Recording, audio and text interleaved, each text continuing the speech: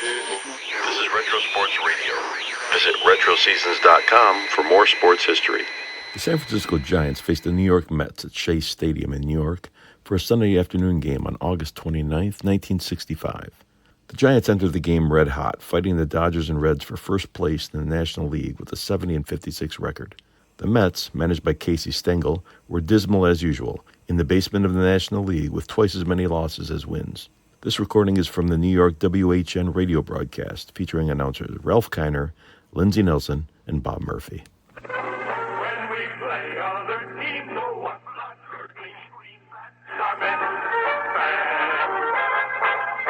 When Met fans shout, go, what they mean we all know.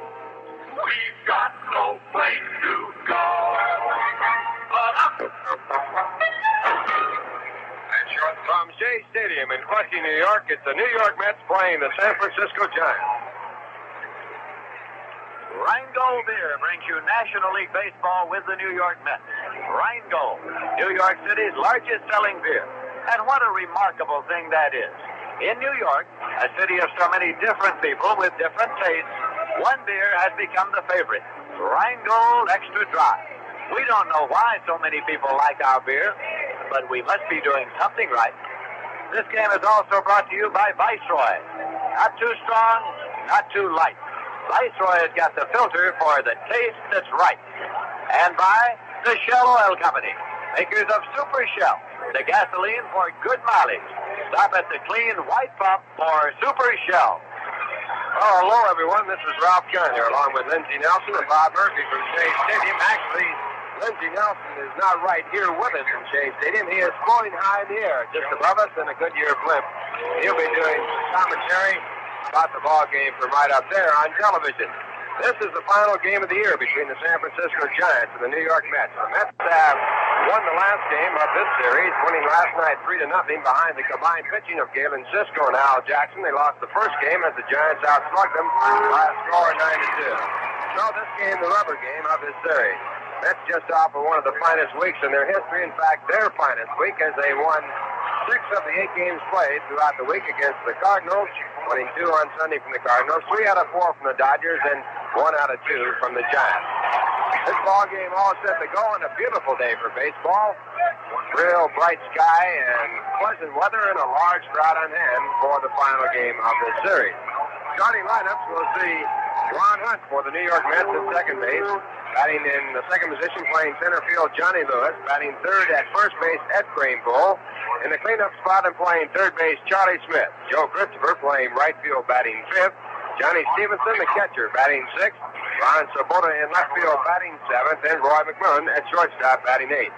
The pitcher will be Jack Fisher, and he'll be batting ninth. Now it's Willie Mays coming out with the lineup cards to home plate to present the San Francisco Giant lineup. It'll read like this. Matty Alou in right field, batting first. Len Gabrielson, the catcher, make it the left fielder, batting in the second position. Willie Mays batting in the third position in center field. Willie McCovey at first base in the cleanup position. Jim Ray Hart at third base, batting fifth. Tom Haller, the catcher, batting sixth. Allen there at second base, batting seventh. And the shortstop, Tito Fuentes, batting eighth. On the mound for the Giants, Bob Bolin. 2 former teammates out at home plate with the umpires, Wes Westrom, the pro tem manager of the New York Mets, talking it over, going over the grounds rules, and Willie Mays, the captain of the San Francisco Giants. The umpires will be Stan Landis behind home plate, Mel Steiner, the umpire at first base, Al Pollock, the umpire at second. He's the crew chief of this group, and umpiring at third base, Augie Donatelli. Wind is blowing in from center field at Shea Stadium on a very pleasant day. Dimensions here at this ballpark, 341 down the left and right field lines, and center field 410, up the alleys and left and right center at 371 feet. Now Willie Mays walking away as he goes back to the dugout, and the New York Mets will be taking the field in just a moment. The Giants are in third place in the National League race, 2.5 games back of the Dodgers. The Dodgers won last night to hold their lead of 1.5 games over Cincinnati. In fourth place, Milwaukee, they trail 2.5 back, a percentage point behind the Giants. Pittsburgh in fifth place. They are 6 games back, and then Philadelphia. In the overall important loss column, the San Francisco Giants have lost 56 ball games. And the Dodgers have lost 56 along with Cincinnati. Milwaukee has lost 57, Pittsburgh 62, and Philadelphia 62. New York Mets have a record of 43 and 87 going for them. They're trying to come up with a year that will top last year's record, all-time high wins of 53 ball games. So the Mets need 10 more to tie that overall position. Now the New York Mets have taken the field. It'll be Eddie Kranepool at first base, Ron Hunt at second base. The shortstop is Roy McMillan, the third baseman Charlie Smith. Out in the outfield, going from left to right, Ron Swoboda in left field. In center field, Johnny Lewis. In right field, Joe Christopher. The catcher will be Johnny Stevenson. And waiting now for the pitcher, Jack Fisher, to come out on the field and take his position on the pitching rubber. Action in the National League scheduled around on a full Sunday afternoon, and also the American League. We'll bring you right up to date on the action that has taken place in just a moment. But right now, our national anthem.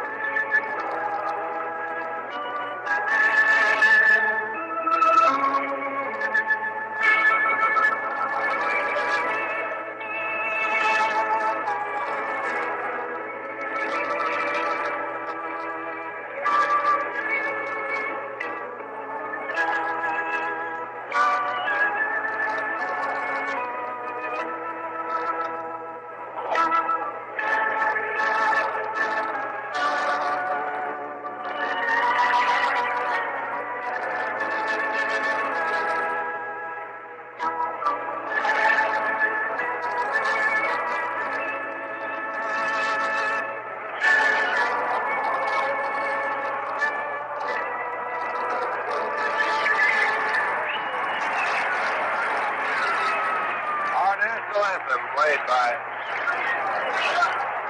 Jane Jarvis, coming to you from Shea Stadium. The crowd here today looks like it will be the all-time high for a single Sunday game. The top crowd in the past was on June 3rd, 1962 against the Giants for a single Sunday game. That was a 34,102 crowd. That, of course, was in the Polo Grounds. The largest crowd here at Shea Stadium was a 30,185 crowd against the Pirates on April 19th, 1964. That was the first Sunday that the Mets played in Shea Stadium. And the crowd here today looks like it'll be somewhere around 40,000 people. Leading off. Well, in the 6 days since Monday, the Mets have drawn 253,112 people. Giants and Mets so far have played before 290,445 7 days into the season. The Mets are on the way to more records as the ball game gets underway. Matty Alou, the first batter for San Francisco. Matty playing right field, hitting .236. And the first pitch is swung on and fouled out of play, strike one. Jack Fisher with a record of 8-16 on the mound for the Mets. Lifetime record in the major leagues, 54 wins and 82 losses. He is 0-3 this season against his former teammates, the San Francisco Giants. In lifetime, he has won 1 and lost 6 against them. One strike count on Matty Alou, left-hand batter. The pitch back, and it popped up back of home plate. Johnny Stevenson with a chance. He goes back to the screen. He makes the play.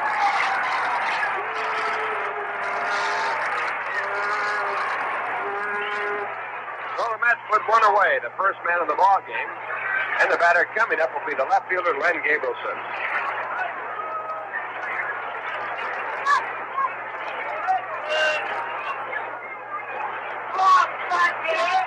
Gabrielson, the left-hand batter, with an average of .302, 7 home runs, 22 runs batted in. Gabrielson.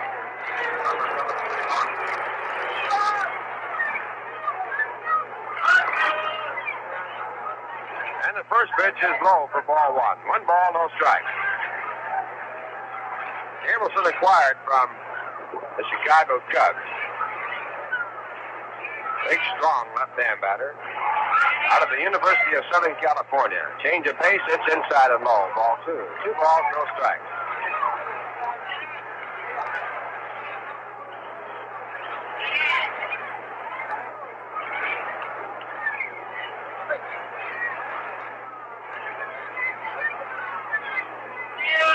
Two balls, no strikes. One man out in the top of the first. The Giants against the New York Mets. And the next pitch is low, and it's ball 3. 3-0, and the on-deck batter is Willie Mays.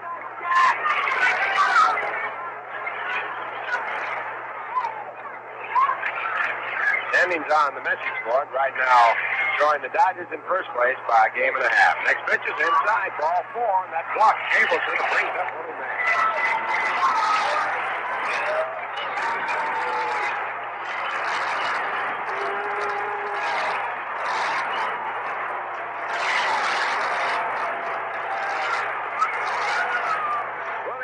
Four hits and 8 times up in the first 2 ball games against the Mets.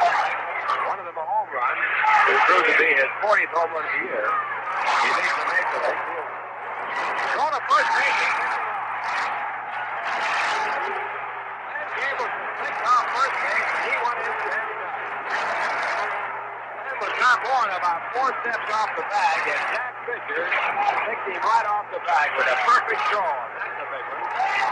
That leaves Willie Mays if that would go on. And the first pitch gets to the middle of base hit. Mays with a single to center field for the first hit of the game. Johnny Lewis bobbled the ball, but Mays holds at first base. And that pickoff certainly a big one. And Willie McCovey comes up.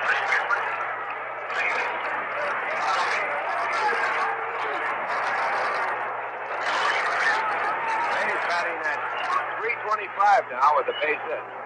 Willie McCovey coming in, batting at 280 with 32 home runs and 72 runs batted in. Willie is second in the major leagues in home runs to Willie Mays, who has 40. First pitch to McCovey is in the dirt. Bounce. Mays goes for second. The throw there is in the dirt. It's taken by the dirt. Willie Mays thrown out. Earns the plate play and took the ball out of the dirt. Throw 2. Taken off the bases, and the Giants go down in the first. No runs on 1 hit, no errors, and no one left on in the score. At the end of 1.5 innings, the Giants nothing, the Mets coming up. Now a word from Viceroy Cigarette.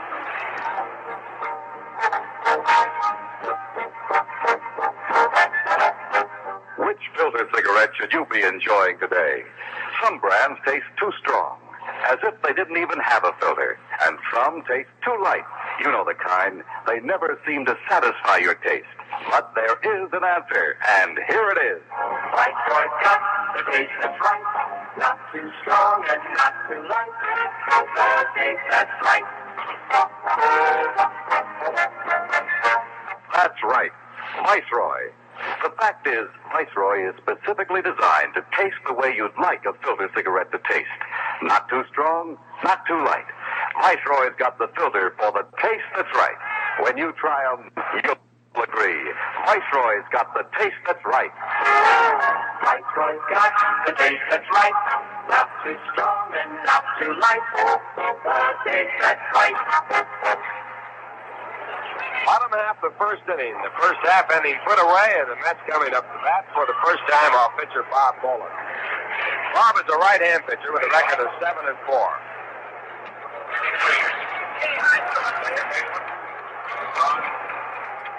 He'll be pitching to Ron Hunt. That's his first pitching chore. Ron coming up with that 4 hits and 8 times up in this series so far. The first 2 games put away. And the 4 hits have all been 2 base hits. Ron now with 10 doubles on the season. 10 of his 23 hits have been for 2 bases. He's batting at 253. He'll be followed by Johnny Lewis and then Ed Greenfall. Bob Bolin, the big, strong right-hander in the mound. He throws hard. 6'4", 200 pounds. His first pitch, curveball fouled over the top of the screen, strike 1. Bolin is 27 years of age. Make it 26 years of age. He was born January 29, 1939. Resides in Hickory Grove, South Carolina. Originally signed by the Giants. Played his first year back in 1957. Next pitch is a fastball inside. Ron tries to get out of the way, and it's off his bat against the screen. Strike two. Bolin last year 6-9 with the Giants in 38 ball games. Year before 10-6.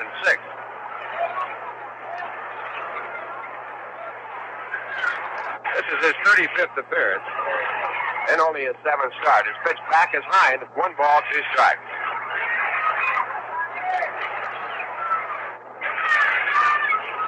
1 ball, 2 strikes on Ron Hunt as he leads off for the Mets. No score.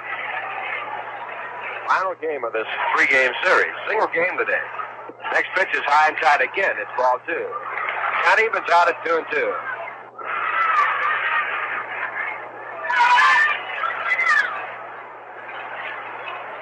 Giants have Willie McCovey at first base. At second, Alou at shortstop. Tito Fuentes at third base. Jim Ray Hart. Outfield, Len Gableson in left, Willie Mays in center, and Matty Alou in right. Catcher's Tom Haller, and the next pitch is foul. Back on the screen as Ron Hunt keeps the count at 2-2.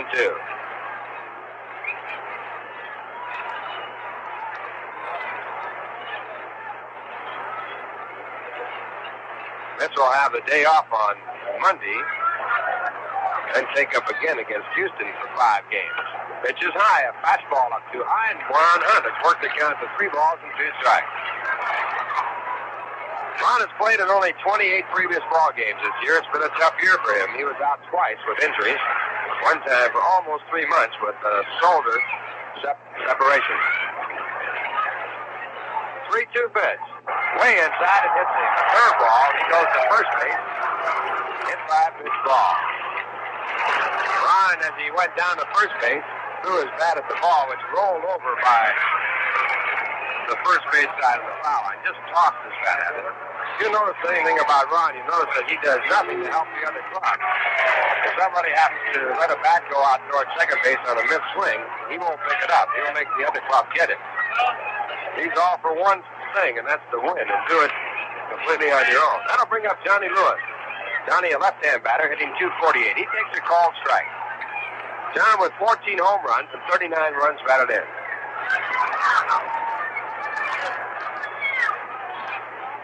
Bob Bolin checking with his catcher, Tom Haller. Ron Hunt at first base, leading off. And the next pitch is way outside, a fastball missing. 1 ball, 1 strike. A throw to first base, but Hunt beats the tag. No score, no one out. Bottom half the first. Mets have their first batter on. The count is 1-1 on Johnny Lewis. Next pitch is fouled off. Out of play. Count goes to 1 ball and 2 strikes. Fellow down there with a cardboard box trying to catch the ball from the box and almost made it. He held it right above his head. It might have gone right on through and hit him on the head, but it was offline. What did they say? Get a basket, huh?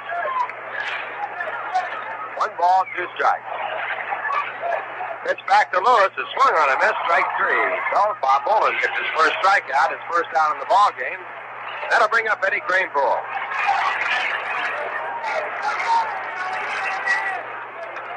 Head batting .265 with 8 home runs and 48 runs batted in. First baseman.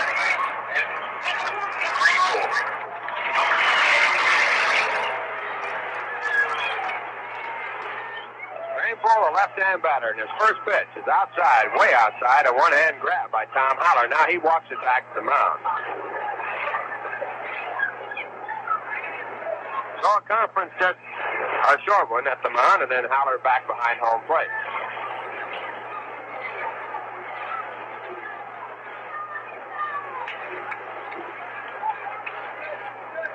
And it's 1 for 8 against the Giants.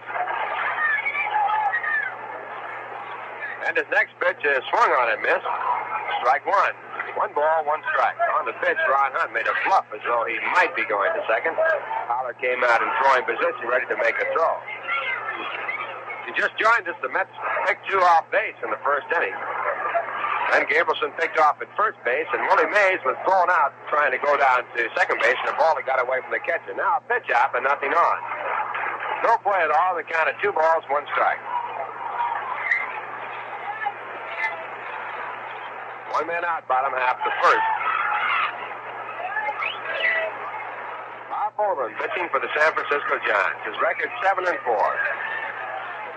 And he throws to first base. Hunt has to get back in a hurry. Got back faster than he had to. Made sort of a half slide back in. No tag made by Willie McCovey.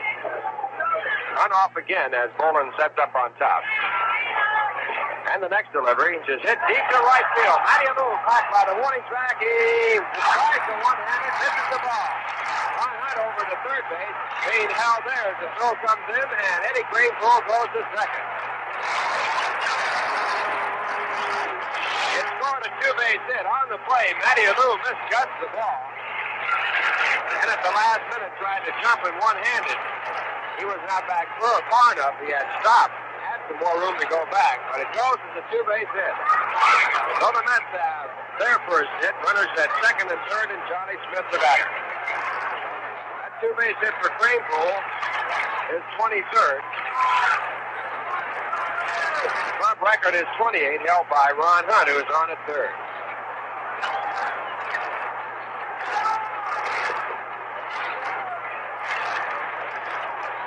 Giants playing their infield back with the exception of Willie McCovey at first base. Charlie Smith, the batter, hitting .260. Charlie has 16 home runs, leads the club in runs batted in with 55. And his first pitch. Slider up too high, and it's ball one. 1 ball, no strike.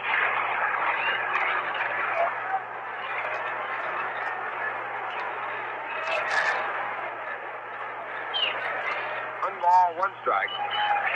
Now the next delivery, a swing and a foul tip.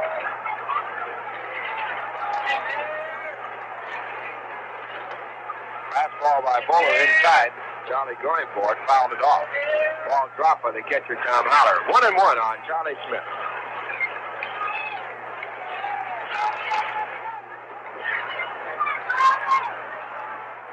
And at 1-1, the next delivery is a curveball fouled off.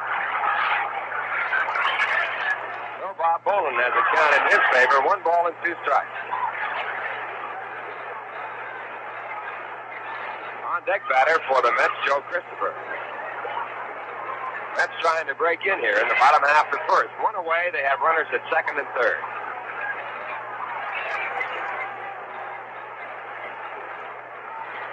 And the 1-2 pitch to Smith. Swung on him, Mets strike 3, and Charlie Smith strikes out.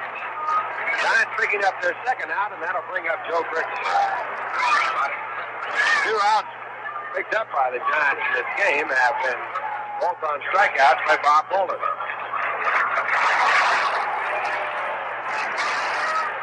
Joe Christopher stepping in. He's batting .247 with 4 home runs and 34 runs batted in.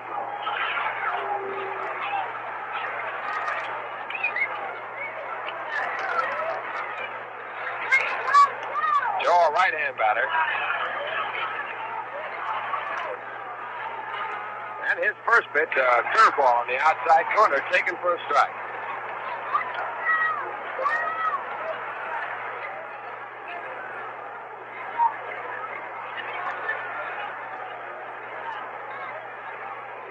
Infield play back all the way around with 2 men away. Runners at second and third, and the next pitch to Joe is a fastball high. Counted 1 ball, 1 strike. Christopher's had 1 hit in the series, 1 for 8. That was a double to left field. The double being his 11th this year. 1 ball, 1 strike. The next delivery is foul tipped. It's strike 2. Joe with a half swing trying to keep the bat out of the way and still getting the bat out far enough in the strike zone to be nicked by the ball. The count at 1 ball and 2 strikes.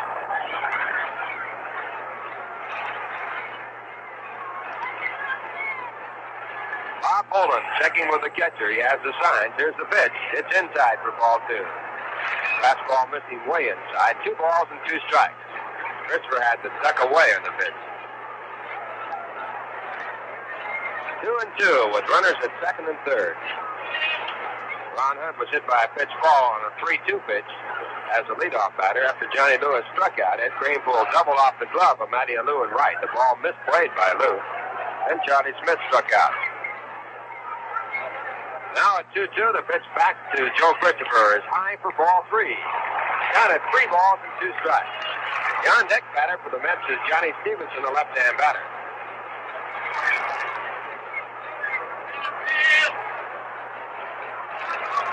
So right here, the pitch that Bob Bolin has that he likes to throw in a jam will be the pitch that will be coming up there with first base open. And at 3-2, curveball hit foul. So Christopher keeps the count at 3 balls and 2 strikes in the foul ball.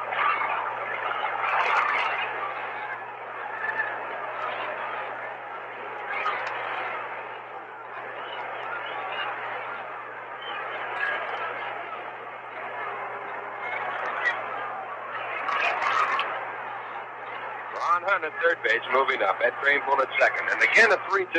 Fastball swung on him. That's strike 3. So Bob Bolin leaves 2 on the bases, giving up 1 hit, hitting 1 batter, and striking out 3. No run. And the score at the end of 1, the Giants nothing, the Mets nothing.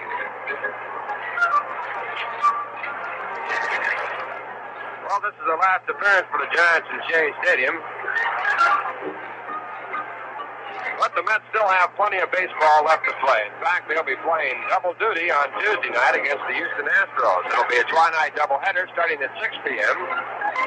And following that, another doubleheader on Wednesday afternoon. Game time will be at 1 o'clock on Wednesday afternoon. That's playing a total of 5 games against the Astros in the next series.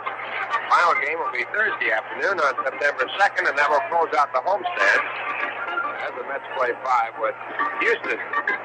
So make your arrangements to come on out and join in on the double fun. Tri-nighter on Tuesday night starting at 6 o'clock, and on Wednesday a doubleheader starting at 1 p.m. A single game to close out the series on Thursday afternoon. Right now, we pause for station identification. This is the New York Mets Baseball Network.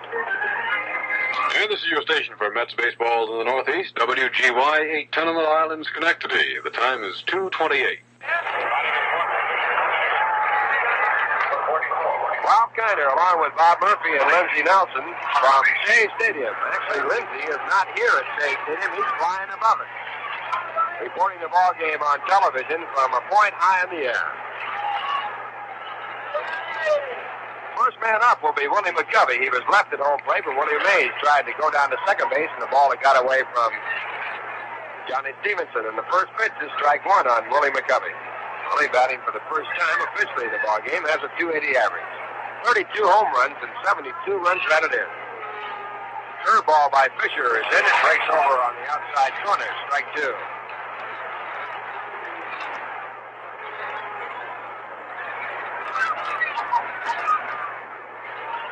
Covey 2 for 7 in the first 2 ball games.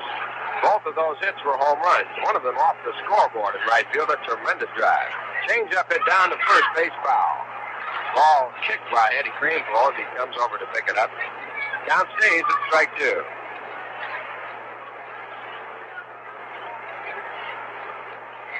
Mets had 2 base runners in the first. The Giants had 2 base runners in the first. So the ball game all even. Both teams with 1 hit and no score. First base umpire Mel Steiner checking out the ball. It was thrown to him by Jack Fisher. Now Jack has it back.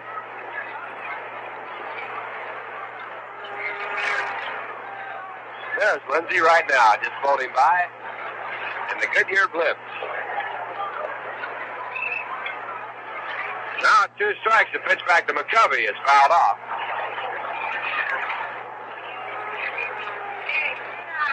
They've even got the door open on the gondola underneath the blip part. Maybe Lindsey's going to try a parachute jump. Lindsey Nelson's our man in charge of all altitude. He was the fellow who went up to the top of the Astrodome, too. Now again at 2 strikes. And a ball hit down to first base off the handle. McCovey doesn't even run as Craneful comes up and goes over to the bag. McCovey just trotting on down to first base. He goes all the way down, tags the bag, and then kind of lumbers off. Now the Mets have 1 away in the top of the second. The batter will be Jim Ray Hart. Hart, a right-hand batter, hitting .297 this year with 16 home runs and 68 runs batted in.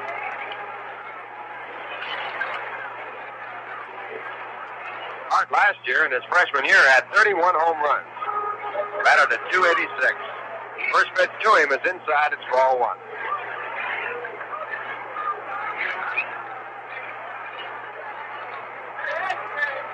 Hart 3 for 8 in the previous two games.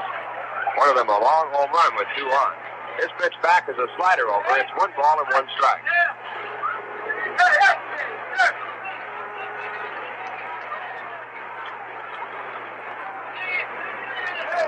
One ball, 1 strike. Jack Fisher back again. A sidearm curveball. It stays inside. So the count now 2 balls, 1 strike.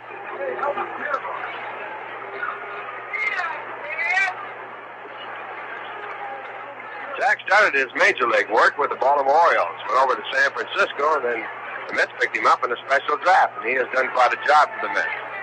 His 2-1 delivery hit foul. A fastball swung on and foul to the right side. Counted 2 balls and 2 strikes. One away. We're in the top of the second. No score in the ball game. Mets against the Giants.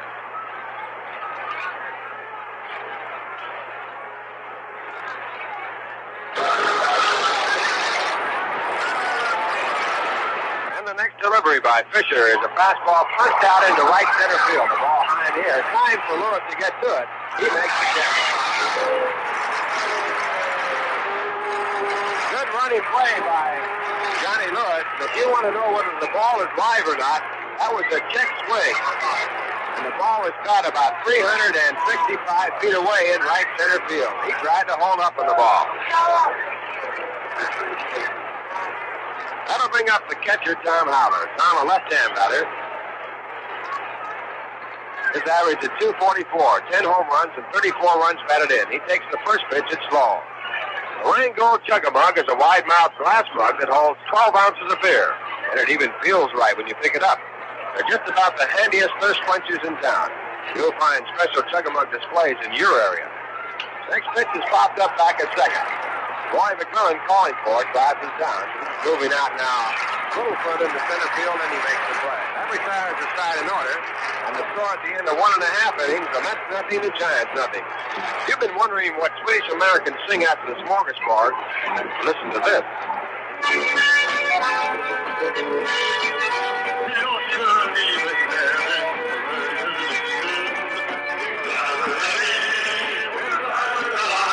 Turalleri is a song that Swedish Americans sing over and over at their parties and picnics until they raise a fearful thirst. Then they change their tune.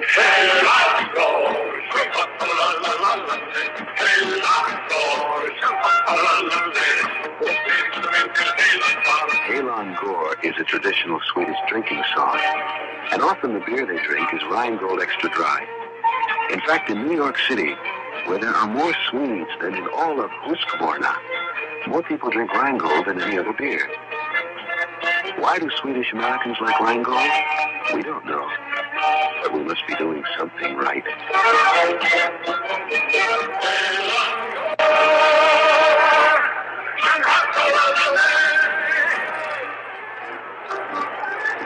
Bottom half of the second, the Mets coming up against the Giants pitcher, Bob Bolin. The first batter for New York will be Johnny Stevenson. He'll be followed by Ron Svoboda, and then by Roy McCullen. Mets will have their 6th, 7th, and 8th batters against the right-hander here in the bottom half of the second. No score in the game. And Johnny now leading off. A left-hand batter hitting .231. He tries to run. It's not far enough toward third base. Bolin comes off the mound, makes the throw to first base in time. One man out, and Ron Svoboda now the batter. On 14. With Philadelphia batting in the bottom half of the third, Alex Johnson has hit a home run with a man on, and the Phillies now lead the Dodgers by a score of at least 5-0. Todd Osteen knocked out of the box, and Nick Wilhite has come in the ballgame in the third inning. Ray Culp pitching for the Phillies. Dodgers lead by a game and a half in the National League. First pitch to Svoboda's inside. It's ball one. Ron batting .236 with 19 home runs and 46 runs batted in.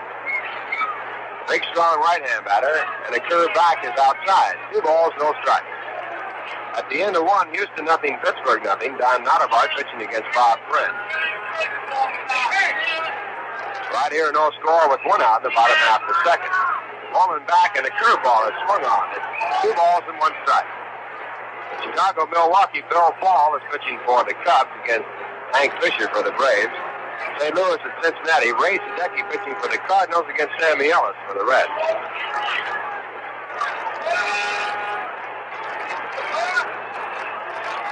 Two balls, 1 strike. Bolin back again with a curve. It's hit high in the air to left field. The ball just a little bit too high. Coming over the left fielder, Len Gabrielson. Willie Mays standing by. And Willie lets him take it. Willie was right there. Could have made the play. That ball was a towering fly ball to left. The runs were ball just a fraction underneath it. So the Giants pick up their second out, and that brings up Roy McMillan.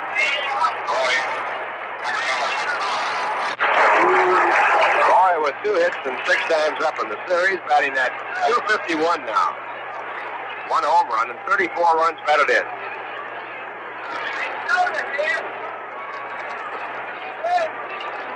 And the first pitch to McMillan is a breaking pitch that's in for a called strike.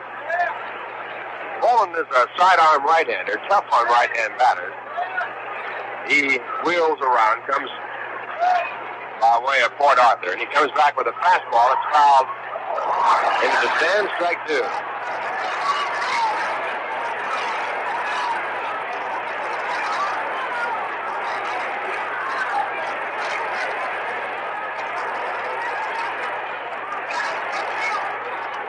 Next pitch is fouled off again. Count holds at strike 2. The Gemini 5 space flight is over, and the astronauts Gordon Cooper and Pete Conrad say they are feeling fine and are willing to go up next week if necessary.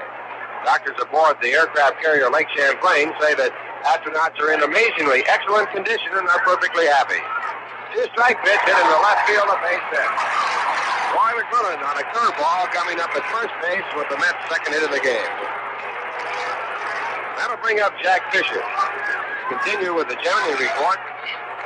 Cooper and Conrad indicated that what they wanted most was some sleep and a shade.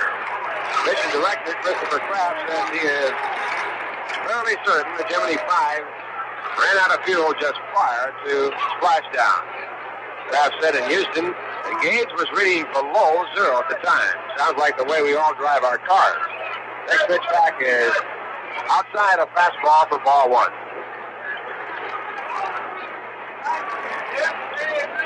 Jack Fisher, the batter, hitting at 167. Roy McMillan at first base. And Bolin now back again, and the fastball is fouled off. The count at 1 ball, 1 strike. Fisher's had 11 hits so far this year, and 66 times up.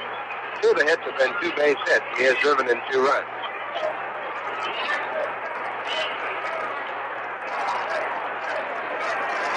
Nothing ball game. And the next delivery, a fastball low and away, ball 2. A backhand catch by Tom Howard. 2 balls, 1 strike.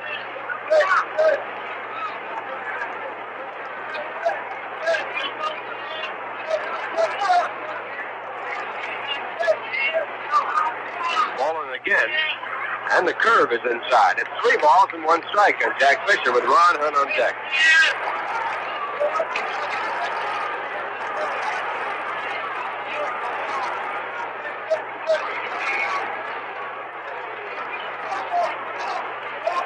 Three balls, 1 strike.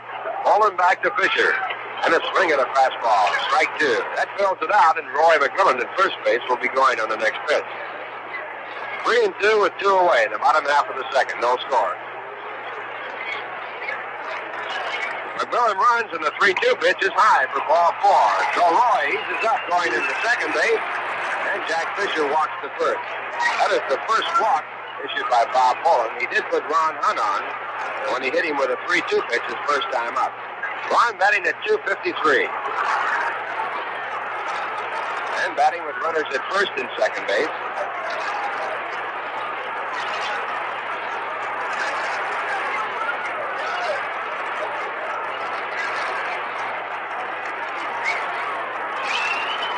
Time call if Jack Fisher puts on a jacket. It's a very autumn-type day here at Shea Stadium.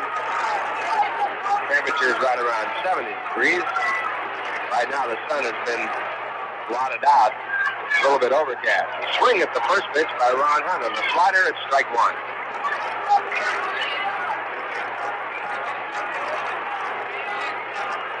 Mets have had runners on the bases in this ball game previous to this inning. In the first, they had runners at second and third, but Bolin tightened up and struck out Charlie Smith and Joe Christopher to leave them there.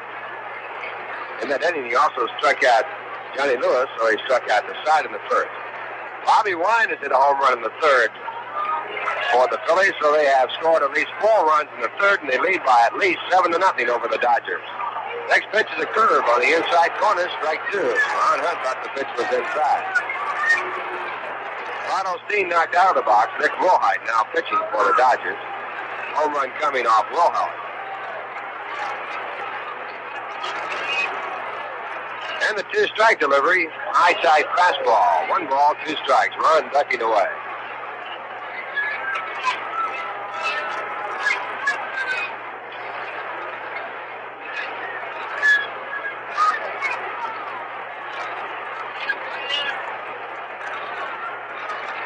And now the next pitch, fastball fouled off. Ball right in tight. Ron fouled it over the top of the screen. 1 ball, 2 strikes.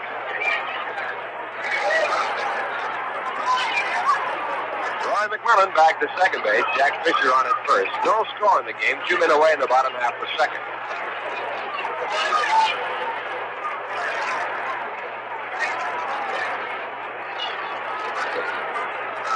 And the next delivery, curveball hit foul down the left field line. Ron just out in front. Ball going into the stands, and the count remains at 1 ball and 2 strikes.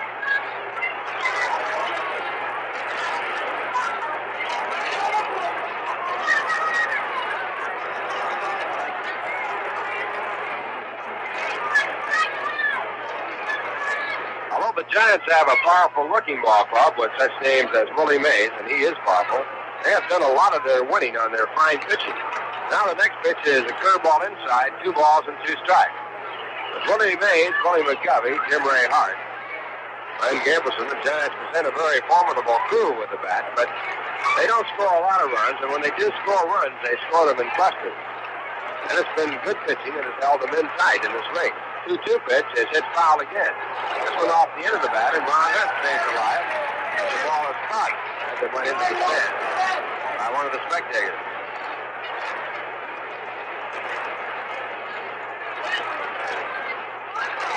Good pitching by Bob Bolin. Frank Lindsay in relief. Masanori Murakami in relief. Bob Shaw. And even Warren Spahn has chipped in for 2 out of 3. Now again a foul ball. So Ron Hunt battles away against Bob Bolin. Now staying at 2 balls and 2 strikes. Phillies scored 5 runs in the third, so they lead by a score of 8-0 over the Dodgers. Ball game going to the top of the 4th. Ray Culp, the beneficiary of those 8 runs, working for Philadelphia.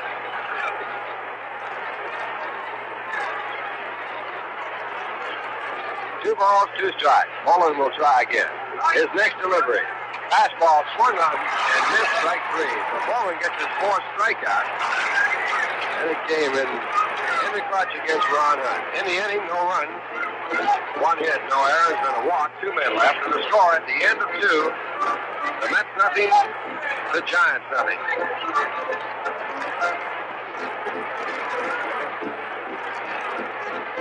Well, the New York Mets have put their final revised edition of the New York Met yearbook out for purchase right here at the ballpark. Available all the time. It has up-to-date information on all the newcomers. Dave Alou, who just came up from Atlanta, for example, where he won 11 and lost 1. One of the new relief pitchers for the Mets. It also has up-to-date information on Casey Stengel and how he is coming along. And incidentally, Casey is coming along in good shape. He goes out for walks and strolls now, up and walking after his operation for a displaced fracture of his hip. Also, you can get up to date on all the Met players that have been here right along in this year of 1965. Ron Swoboda with picture and also information about his background. Johnny Lewis, Joe Christopher. Keep track of what Mets are doing what and what records they are breaking that belong to the Met Ball Club. Don't forget that you can get yours by mail by simply sending in 50 cents to Met Yearbook. Address it to Shea Stadium, Flushing, New York. That's 50 cents to Met Yearbook, Shea Stadium, Flushing, New York.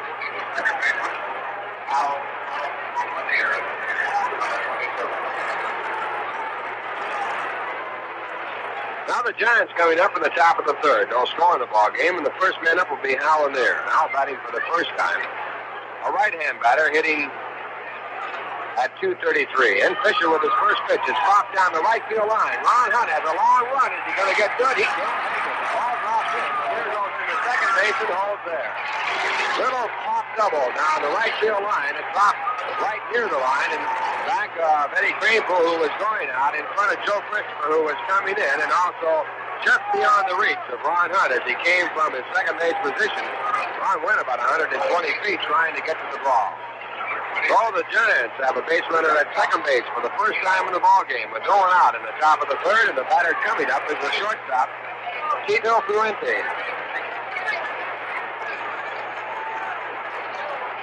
On that pitch, Hal Lanier was fooled just once. The curveball was outside.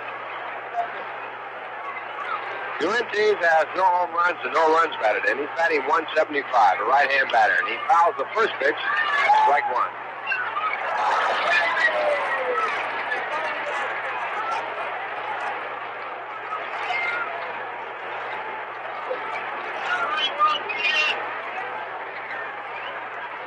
One strike count on the right-hand batter. Fuentes was recalled from Tacoma, where he batted .311, had 19 home runs. Joined the club about 10 days ago. His one strike delivery. Fastball bunted towards second base. It could be a base hit. Coming in is Ron Hunt. He has no play. Perfect bunt by Fuentes, and on the play, Hal Lanier moved to third.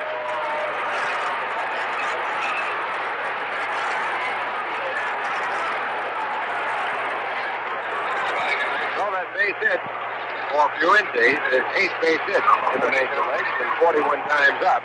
And the Giants threaten here with no one out in the top of the third. The batter will be the pitcher. What Mets are doing what and what records they are breaking that belong to the Mets Ball Club.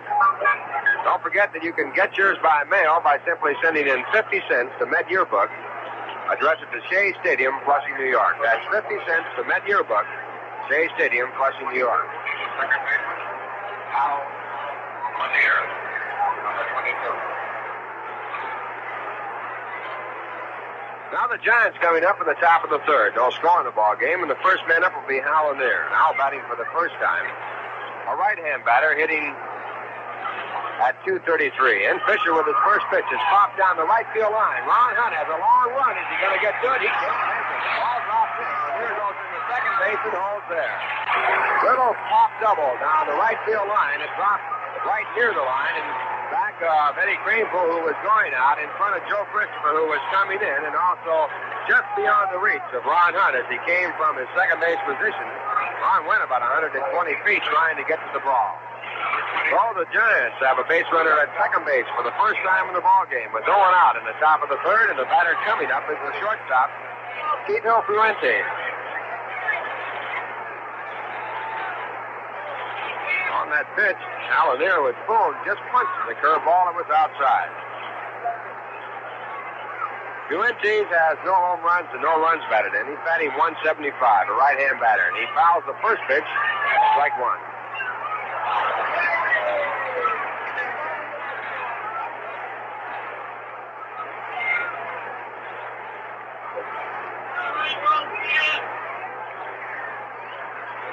One strike count on the right-hand batter. Fuentes was recalled from Tacoma, where he batted .311, had 19 home runs.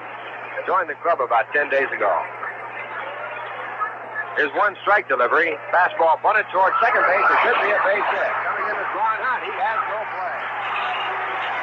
Perfect bunt by Fuentes, and on the play, Hal Lanier moved to third.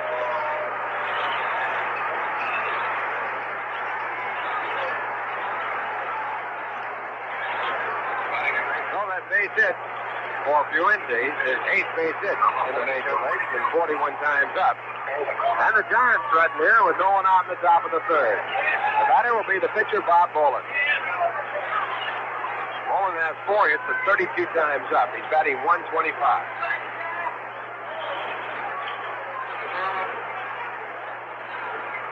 Right-hand batter, in his first pitch is swung on a miss, strike one. A slider just off the plate. A strike one count. Mets are playing their infield back looking for a double play. They'll give up a run here with no one out. Charlie Smith is about halfway. No one out. Top of the third. Next pitch is a curve dug out of the dirt by Johnny Stevenson. 1 ball, 1 strike.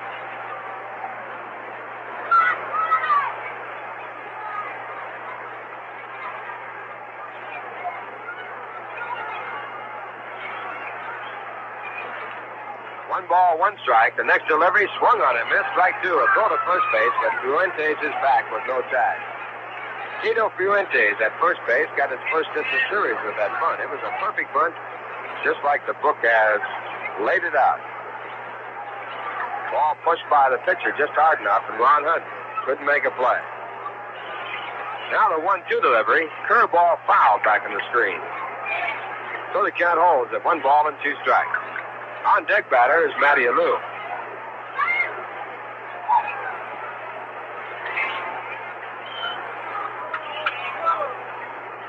No one away. The score tied at 0-0.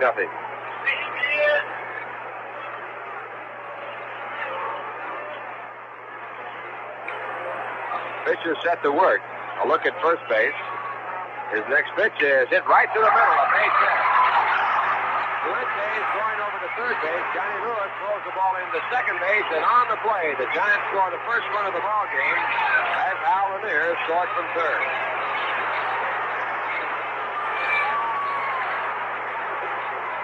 So Bob Bolin drives in his third run of the season. A 2-strike base hit through the middle on the curveball, and the Giants still have runners at first and third, and the batter will be Matty Alou.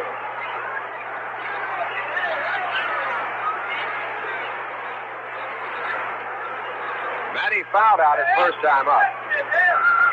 Mets getting some action in their bullpen now as Gordon Richardson takes off his jacket and goes out to the pitching mound in the bullpen. Gordon, a left-hand pitcher. Alou batting .235, and the Mets now have their infield in at first and third, back at second and short. First pitch by Fisher to Alou is fouled away. It's strike 1. Fisher with a fastball over the outside part of the plate. Matty Alou loves to bunt. He has great speed. Well, the Mets have their third baseman, Charlie Smith, even with the bag, and the infield has shortened up. Eddie Kranepool also playing in front of the runner at first. 1 strike pitch is fouled off again, strike 2.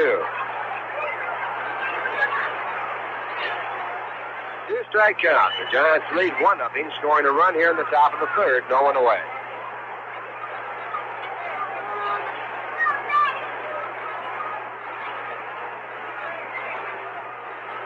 Now Kranepool has dropped back with a 2-strike count, not looking for a bunt. And the next pitch is a slip pitch outside. A change-up missing. It's 1 ball, 2 strikes.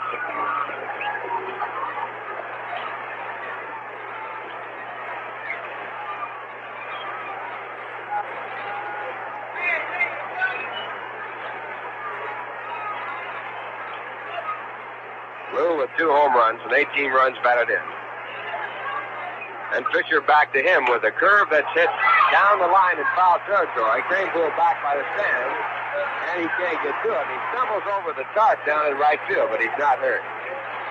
Ball going into the stands, and the count remains at 1 ball and 2 strikes. At the end of 1.5 innings, Houston 2, Pittsburgh nothing. Not a bunt against Bob Friend. At the end of 1, Chicago nothing, Milwaukee nothing. Fall against Fisher.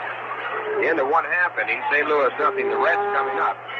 Sammy Ellis going for Cincinnati. Ray Sadecki pitching for the Cardinals. And at the end of 3.5, Philadelphia 8. The Dodgers nothing. Now Fisher at 1-2, and the next delivery is fouled into the dugout of the Giants, right by the on-deck batter, Len Gabrielson. He dives out of the way, and the ball goes into the dugout.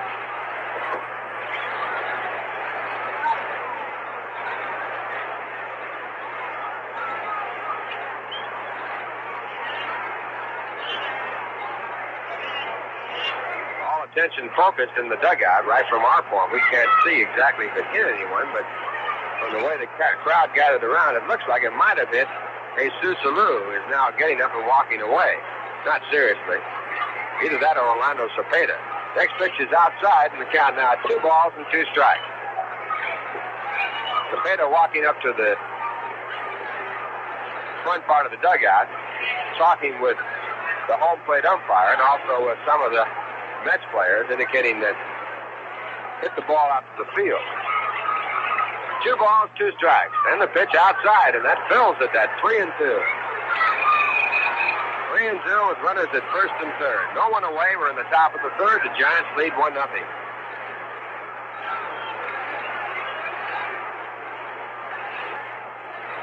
And at 3-2, with the runner not going, the pitch is low and inside, ball 4, and that holds them up.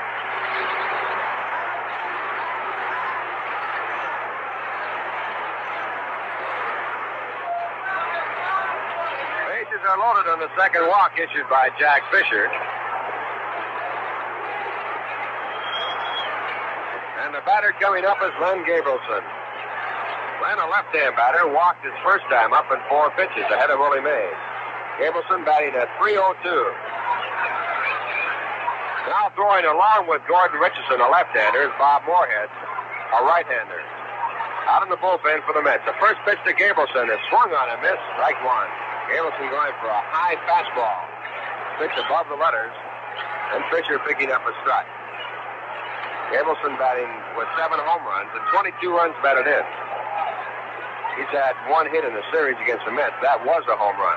His 1 strike pitch is inside. It's ball 1. 1 ball, 1 strike. Mets with their infield back at first, second, and short. Still hoping to pick up 2 to give up 1. Giants lead 1-0. Charlie Smith at third base is just about halfway. He can go anyway. Now the 1-1 pitch. It's hit down to second base. Picked up by Ron Hunt over to McMillan. He has no throw on the first base, but the fourth play is picked up at second. But on the play, the Giants score their second run. Tito Fuentes coming across from third base. And moving on down to third on the play, Bob Bolin. So it's runners at first and third with Willie Mays coming up.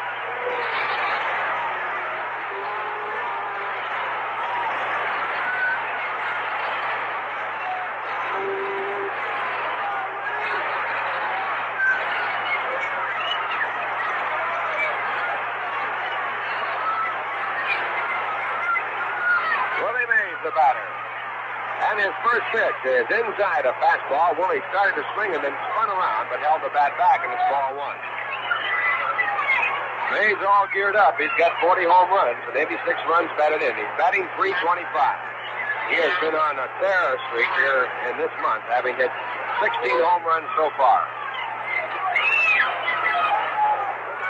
Willie 5 for 9 against the Mets in the series. And Fisher now back at 1-0, and the next pitch is in the dirt for ball 2. And May says, look at the ball, and throw the home plate umpire. Dan Landers takes a look and throws it out of play.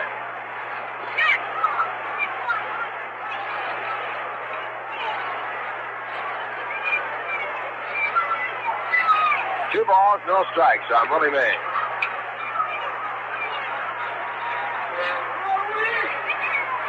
Fisher look at first and a throw there, but Gabrielson, who was picked off first base his first time on, is only a couple steps away. He was only a few steps away when he was picked off. Now the 2-0 pitch. It's a deep to left field. Going, and gone.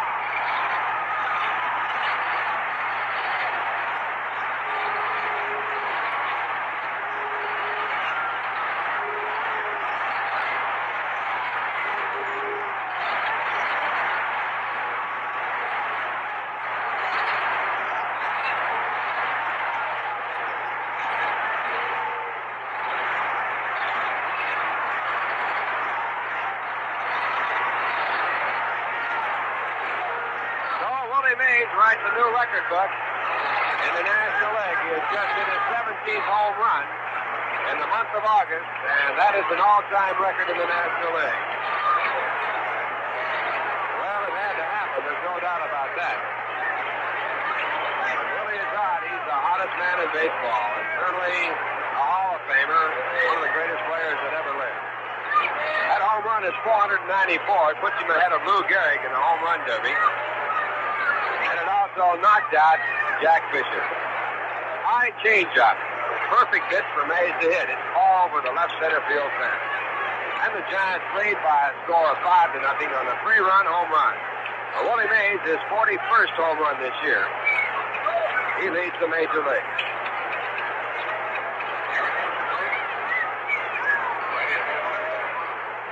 Coming in now, left-hander Gordon Richardson in place of Jack Fisher. Jack officially was credited with 2 1/3 innings of work. Charged with 5 runs. He gave up 5 hits. Jack struck out none and walked 2. And Gordon Richardson will be pitching to Willie McCovey. So while he warms up, we'll run down the scores once again. At the end of 4, Philadelphia 9, the Dodgers nothing. Wilhite now pitching for the Dodgers. Osteen was the starting pitcher. Ray Culp working for Philadelphia. Corrales, Alex Johnson, Bob Wine, Richie Allen home run. At the end of 2.5, Houston 2, Pittsburgh nothing. Don Nottebart pitching for the Astros against Bob Friend. At the end of 1, Chicago nothing, Milwaukee nothing. Bill Paul pitching against Hank Fisher. St. Louis nothing, Cincinnati nothing after 1. Ray Sadecki working for the Cardinals against Sammy Ellis. In the American League, the Yankees are scheduled at Kansas City for a single game. Boston playing 2 at Chicago. At the end of 1, Boston nothing, Chicago nothing. Marmoquette pitching for the Red Sox against Howard for the White Sox. Baltimore at Washington for a single ball game. At the end of 5.5 innings, Baltimore 4, Washington 3. Don Larson relieving Milt Pappas in the 6th. Buster Nairn still in the ball game as the starting pitcher for the Senators. Dick Nin, a home run the 4th with no one on. At the end of 1, Cleveland nothing, Minnesota nothing. Hargan against Merritt, 2 newcomers to the American League. Also scheduled, Detroit and Los Angeles. Right now, we pause for station identification. This is the New York Mets Baseball Network. This is WGY 810 on the dial, Schenectady, and while we have this opportunity, we'll take advantage of it to appraise you of President Johnson's just completed press conference. He opened his conference at his Texas farm by congratulating the astronauts and announcing plans for the astronauts, as he indicated earlier when he talked with them, that they would be going on a world tour along with other astronauts to better world understanding of the situations now taking place. The president announced the end of the 75-day-old shipping strike, but in response to a reporter's query as to the status of the steel strike, could give no answer but that he hoped it would be settled before the Tuesday deadline. The president announced the appointment of John Gronowski, U.S. Postmaster General, as ambassador to Poland. His successor will be Lawrence O'Brien, who has been up to this time a special assistant to the president. He also touched on international situations, saying that for the first time, the agreement is now in the Dominican Republic. He is also hoping for a peaceful settlement of the Kashmir dispute between Pakistan and India. We'll have further details on the 6 p.m. news on WGY.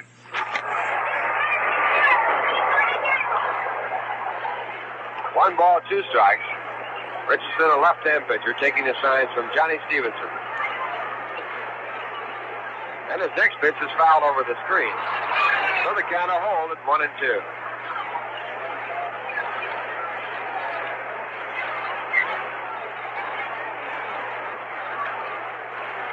Major league record for home runs in 1 month is held by Rudy York.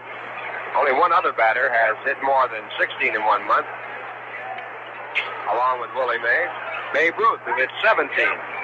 Next pitch is fouled back in the screen, and the count stays at 1 ball and 2 strikes.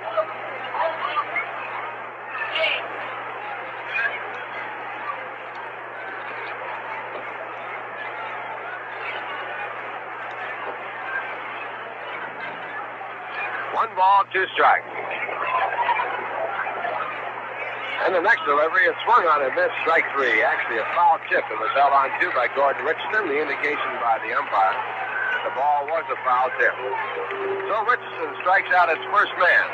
That was the first strikeout against the Giants in the game so far. And the Mets now have their second out. And the batter will be Jim Ray Hart.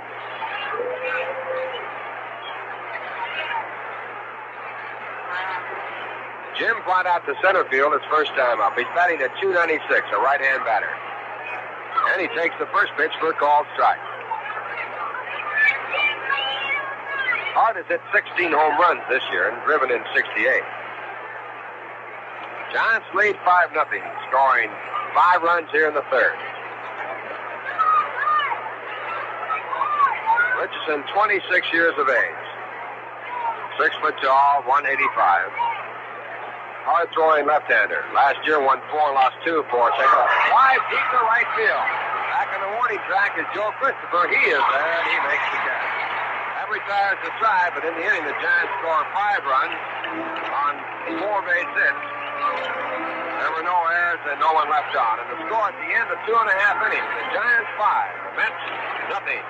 Here's a bit of advice about your car that may come in handy.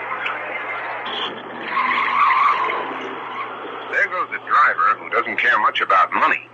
He's wasting gasoline. Shell mileage experts will tell you that when you accelerate with a wide-open throttle, your car may be getting only 5 miles per gallon. That's right, 5 miles per gallon. That's pretty expensive. So Shell experts offer this tip. Take it easy when you're taking off, and watch your mileage improve. Of course, the gasoline you use can affect your mileage, too. That's why Shell blends a mileage ingredient called platformate into Super Shell. Platformate actually contains more energy per gallon than the finest 100-octane aviation gasoline. Energy that turns into mileage as you drive. So remember this advice from the mileage experts at Shell. Avoid those fast takeoffs and keep your tank filled with Super Shell gasoline. It's blended to help you get good mileage. Well, the Giants sent 8 men to the plate in the 3rd inning. Got 5 of them across home plate. All the way around the bases, they lead by a score of 5-0. Now they take the field, and they have made one change. Willie McCovey has been taken out of the ballgame. Len Gableson has moved in at first base from left field. Matty Alou, who was in right field, has moved to left field to take Gableson's place. And in the ballgame and batting in the 4th spot in the batting order, Ken Henderson now playing right field. Mets will have Johnny Lewis against Bob Bolin here in the bottom half of the 3rd. And the first pitch to the left-hand batter is a curveball inside. It's ball 1. Johnny batting for the 2nd time. Struck out pitching a fastball his first time up. Bob Bolin has struck out 4. He got 3 in the 1st. Next pitch is looked at for a called strike. 1 ball, 1 strike.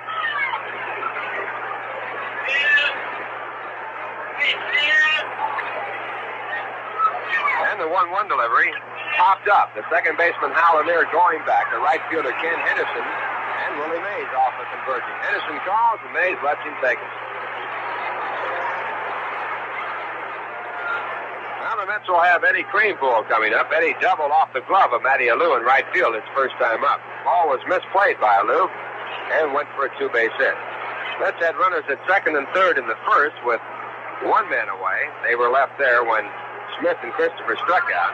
They had runners at 1st and 2nd in the 2nd with 2 men out, and Ron Hunt struck out. A ground ball on the first pitch hit down to the first baseman, Gableson. He goes over to the pitcher with the throw, and he makes the play at first to retire Creampool. That'll bring up Charlie Smith. Charlie 0 for 1, batting at 260. Creampool before the out, batting 267.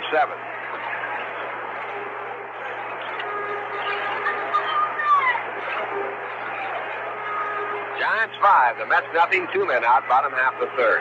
Bob Bolin, working for the Giants, has given up 2 hits. And his first pitch to Smith is down low. It's ball 1.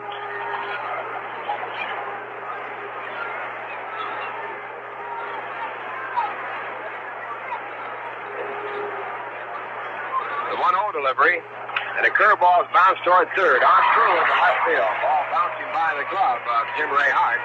It's picked up by Matty Alou, and Smith holds at first base. So the Mets have their 3rd base hit in the game. And with 2 men out, the batter is Joe Christopher.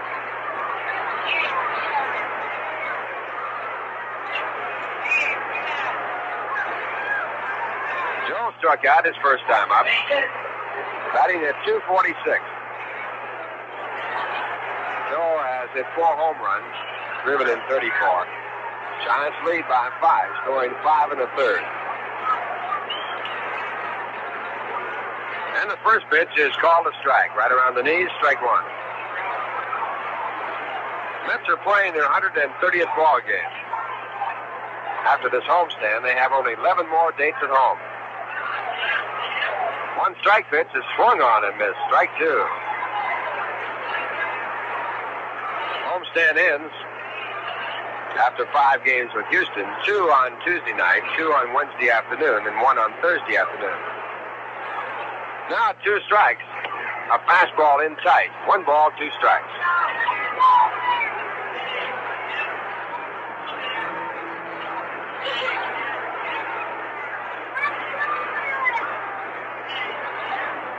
Bolin back again and missing again. It's ball 2. Pitch high and away, backhanded by Tom Holler, 2-2.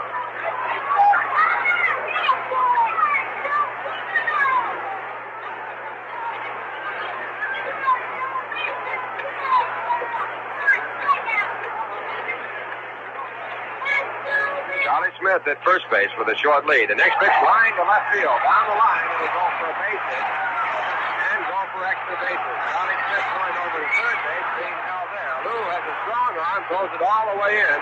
Ball caught on the short hop by Tom Holler right near home. Throw a double for Joe Christopher. Joe his 12th double of the year, and once again the Mets have 2 base runners, and for the second time in the game, in 3 innings, they've had base runners at second and third. They have yet to get one across, and the batter this time will be Johnny Stevenson.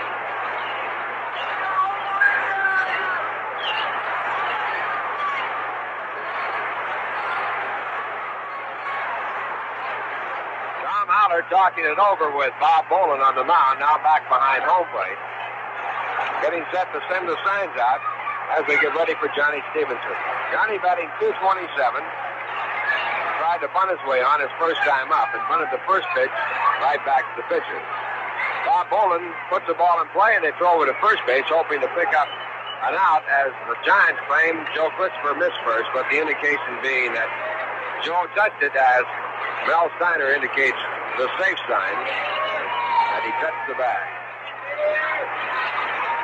Now Bolin reading the signs again. Into the windup, here's his pitch. It swung on a miss, strike 1.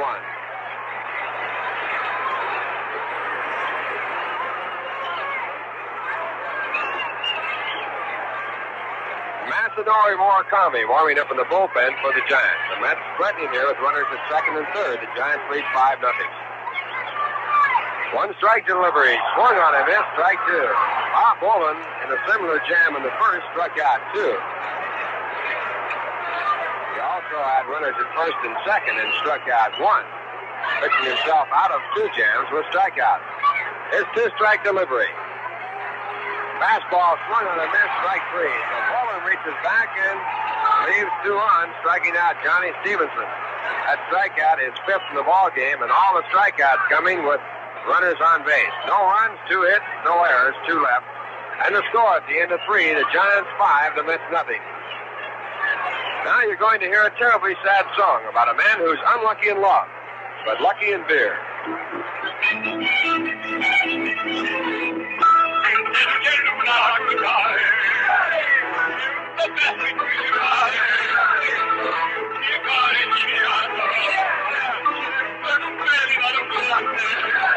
From the little cafes of Romania comes the song about Ionelule, who drinks to forget the fire that burns his heart because marijuana doesn't love him.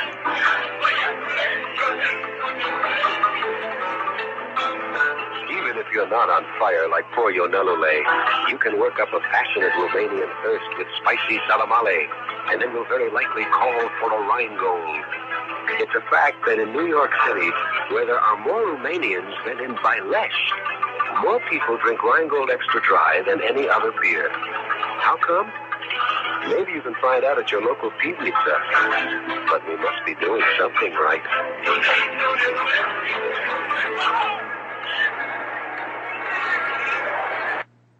It's the top of the 4th inning. The Giants coming up as they lead 5-0.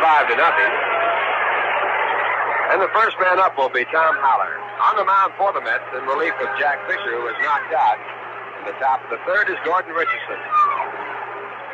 And Gordon, a left-hander, with his first pitch to the left-hand batter, it swung on for strike 1. Holler batting .243 with 10 home runs and 34 runs batted in.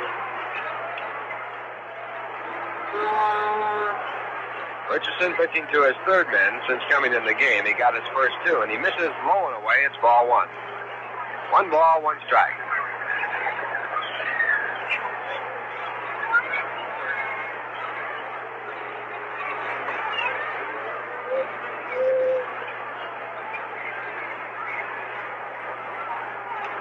Now the left-hander ready to work, and his next delivery is a curve that sweeps in for call strike 2. 1 ball and 2 strikes.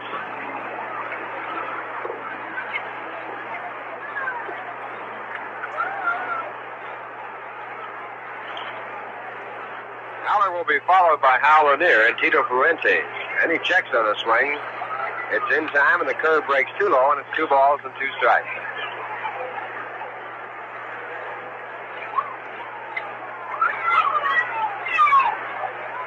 2-2 with no one out in the top of the 4th. Giants have 5 runs on 5 hits, but a big one by Willie Mays, scoring 3. It went all the way. 2-2 pitch, a curve hit down to first. Cranepool digs it out, throws over to Richardson, covering at first base in time for the out. Now with 1 away, the second baseman Hal Lanier will come up. Hal started off the 5-run third with a bloop double to right field. Ball was just a little check swing hit on a curveball outside and dropped in just out of the reach of Ron Hunt, who tried to track it down from second base. After that, Fuentes, the on-deck batter, beat out a bunt to move Lanier over to third. Bob Bolin helped his cause with a 2-strike base hit to center. First pitch, Lanier hit deep to right field. A long run by Joe Christopher. The wind holding the ball up. He makes the catch. So on 1 pitch, the second out. Put in the record book, and it brings up the shortstop, Tito Fuente, who scored when Len Gabrielson hit him to a 4th play in the third. Matty Alou walked in that third to load up the bases. Gabrielson got 1 in when he grounded out, leaving 2 on for Willie Mays, who hit his 41st home run to make it a 5-0 game. Fuentes, with his first hit in the series, a bunt his last time up, takes high, it's ball 1. He's batting 195, a right-hand batter.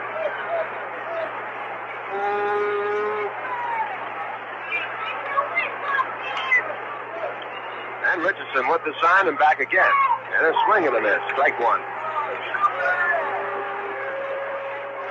Fuentes is a Cuban. He played at Tacoma the early part of this year, batted .311. He swings and misses again at strike 2. 1 ball, 2 strikes.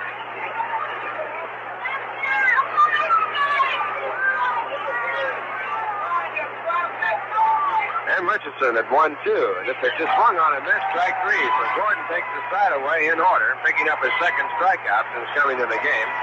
He now has retired 5 in a row since coming in the game, and the score at the end of 3.5 innings, the Giants 5, the Mets nothing. Now here's Lindsey Nelson with another unusual fact from the Viceroy Hall of Records. Got a question for you. Know when the first night game was played? I was surprised it was so long ago. But the Viceroy Hall of Records gives the nod to a couple of amateur teams that played in Massachusetts. The year, 1880. Surprising, huh? But I'll tell you this. It's no surprise to see more and more smokers choosing Viceroy. It's because Viceroy's got the taste that's right. You see, Viceroy is specifically designed to taste the way you'd like a filter cigarette to taste. Viceroy is not too strong like some brands that taste as if they didn't have a filter, and not too light like some others. You know the kind. They just don't seem to satisfy your taste. But when you light up a Viceroy, you get the filter cigarette that's not too strong, not too light. Viceroy's got the filter for the taste that's right. Viceroy's got the taste that's right. Not too strong and not too light. For a taste that's right. The Mets batting now in the bottom half of the 4th. Their first man up will be Ron Swoboda. He'll be followed by Roy McMillan, and then the pitcher, or the pitcher's position. They trail 5-0. On the mound with the 5-0 lead is Bob Bolin. Bob has struck out 5 and has given up 4 base hits. He hits the first pitch in the right field. Right there is Henderson. He makes an easy catch of the line drive. Henderson is a very good-looking outfield prospect. He plays center field, right field, and left. He made that catch just like he was Willie Mays. It was a hard shot to right. He just nonchalanted the ball as he put it away. So on 1 pitch, Ron Swoboda goes back to the bench. He had flied out to left field his first time up, and the batter will be Roy McMillan, who singled to left field his first time up. 53, a right-hand batter. And And he takes the first pitch for a called strike. 1 strike count on Roy McMillan. Roy 3 for 7 against the Giants in this 3-game series. 1 strike delivery is a high fastball. Pitch is inside, and it's ball 1.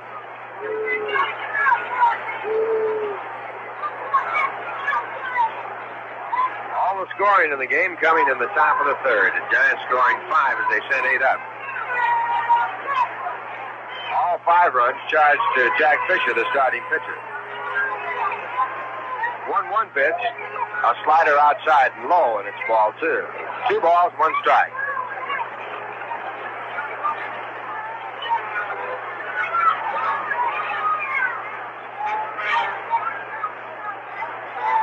And the next delivery is popped up. First baseman Len Gableson and Hal Lanier, the second baseman, right there. Lanier calls and he makes the catch. So 2 away in the bottom half of the fourth, and the batter is Gordon Richardson.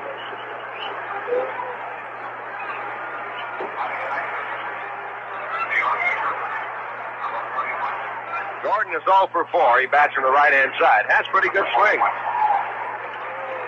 Right here, with the Mets trailing by 5.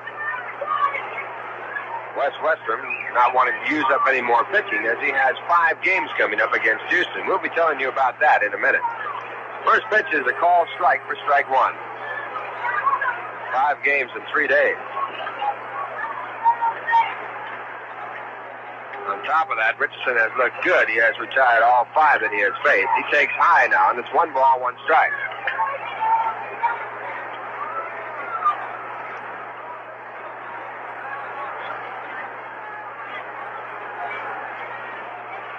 And the next pitch is a curveball. Swung on and missed. Strike 2. 1 ball, 2 strikes.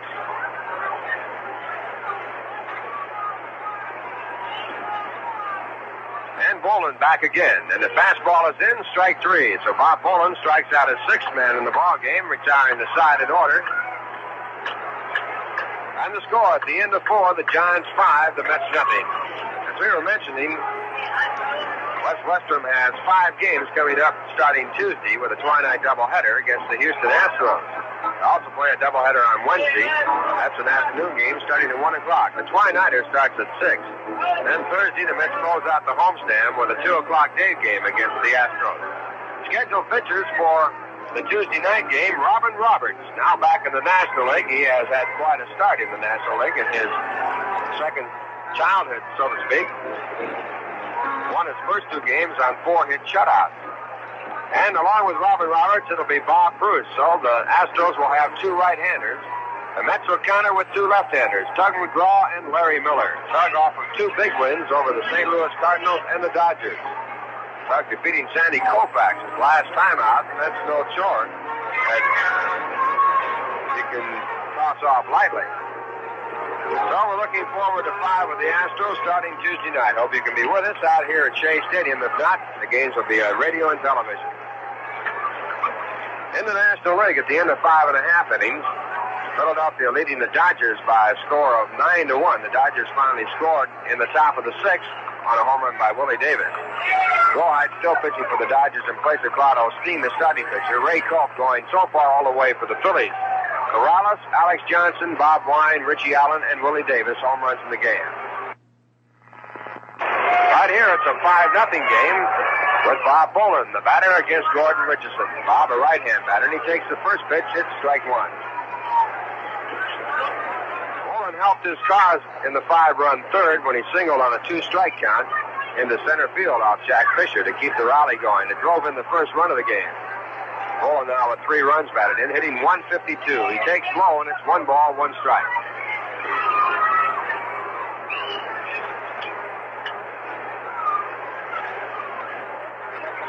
One ball, 1 strike.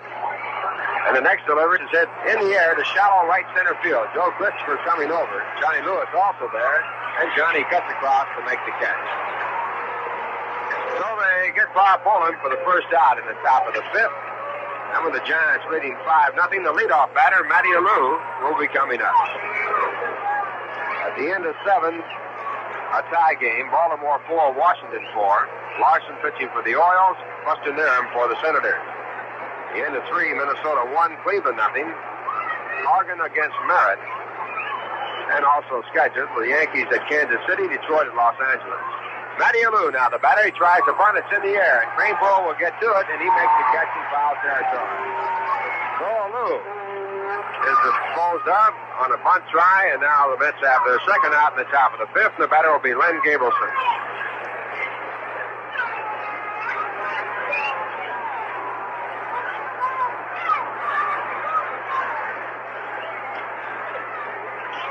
Gabelson has driven in the run. He hit into a force play to score the second run for the Giants, and they scored 5 in the 3rd. They lead 5-0. And he also walked in 4 pitches. He's batting an even 300 with his 0 for 1, and he bounces the first ball by Cookie Lavagetto for a foul ball, strike 1. Have yourself a gala evening at Jones Beach this season. Enjoy a buffet dinner at the Marine Theater, then see Mardi Gras, Guy Lombardo's new musical extravaganza. It's the best ever at Jones Beach.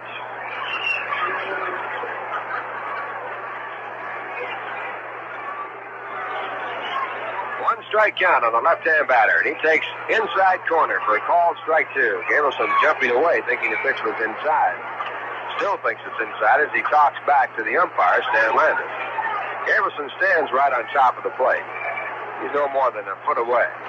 Now Gabelson ready to go, and Gordon Richardson ready to go. And the next pitch is swung on and missed, strike 3. So Gordon Richardson picks up his 3rd strikeout in 2 2/3 innings.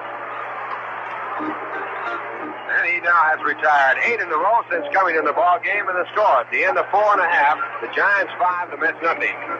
Now, coming in to do the play-by-play, Mr. Bob Murphy. But first, here's a very sad French-Canadian song about a fellow who lost the key of his clarinet.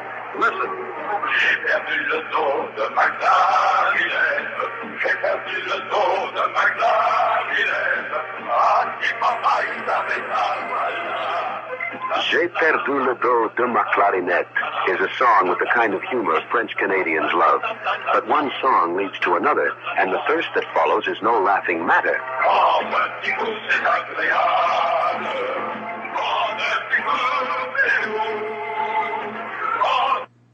The kind of humor French Canadians love. But one song leads to another, and the thirst that follows is no laughing matter. Oh, petit coup, c'est agréable. Oh, petit coup, c'est doux. Oh, petit coup, ça rend l'esprit malade. Prendre un petit coup is what they'll sing as they reach for a beer, probably Rheingold Extra Dry. In fact, in New York City, where there are more different kinds of people than in any other city in the world, more people drink Rheingold than any other beer. Why do French Canadians like Rheingold? We don't know, but we must be doing something right.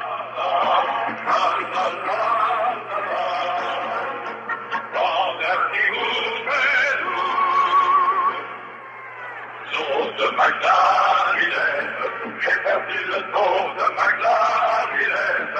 Ah, si papa, il avait mal. J'ai perdu le dos de ma clarinette is a song with the kind of humor French Canadians love. But one song leads to another, and the thirst that follows is no laughing matter. Oh, petit coup, c'est agréable. Oh, petit coup, c'est doux.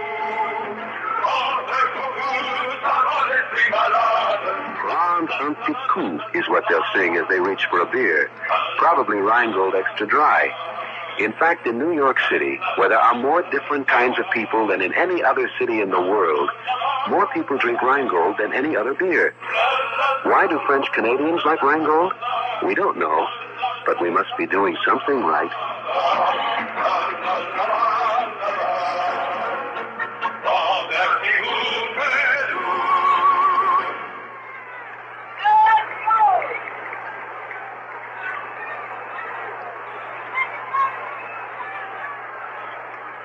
Now the last half of inning number 5.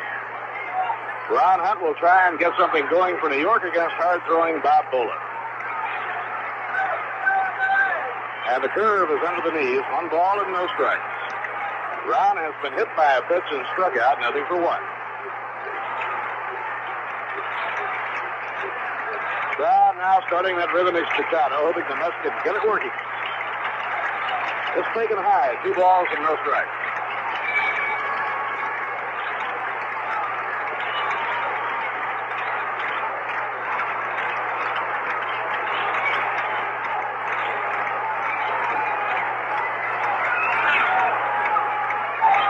outside and high. It's ball 3. Brown will be trying to wait him out and get on. That's trailing by 5. Need a cluster of base runners. St. Louis got 5 runs in the third inning at Cincinnati, and the Cardinals now lead 6-0 after 2.5.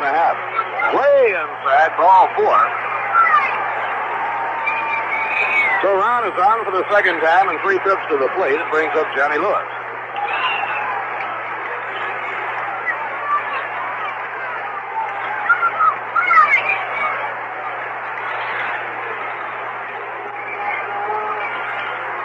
Outside and high, 1 ball and no strikes.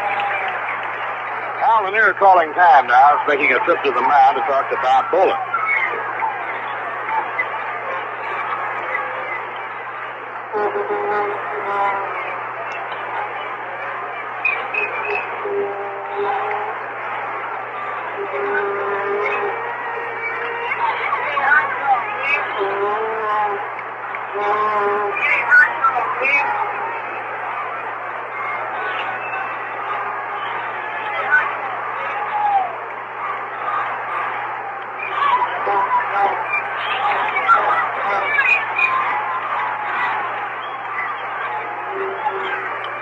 Ground ball through the hole. A base hit going to right field. Hunter around second will stop there.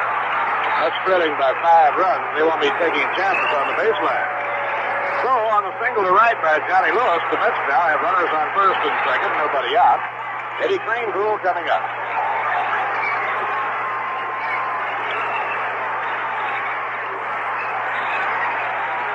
That was the 5th base hit of the game of Bob Bolin.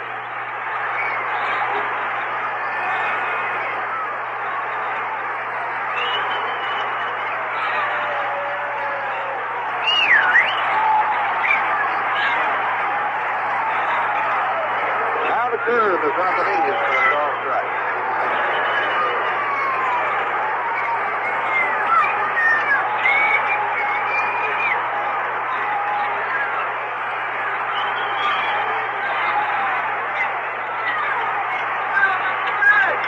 Ground ball hit hard at base hit for center field by Crane's. Out around third and coming down the line, he will score. Going to third base is Johnny Lewis, and it's 5-1. Runners on first and third and nobody out.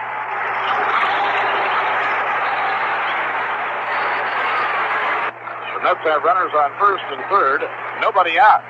And Charlie Smith coming up.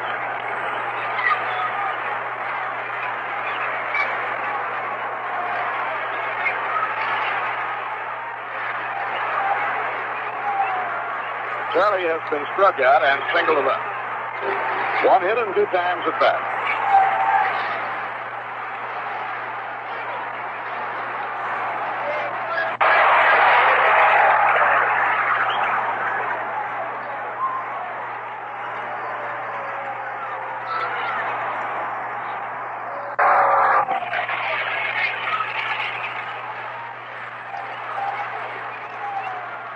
Charlie has been struck out and singled up. 1 hit and 2 times at bat.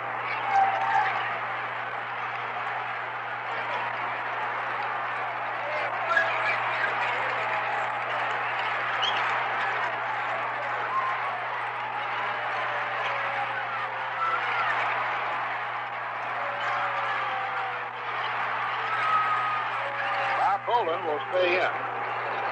Now he has another conference with Tom Howard. Meanwhile, the Giant bullpen, Masanori Murakami, and relief ace Frank Lindsay are warming up.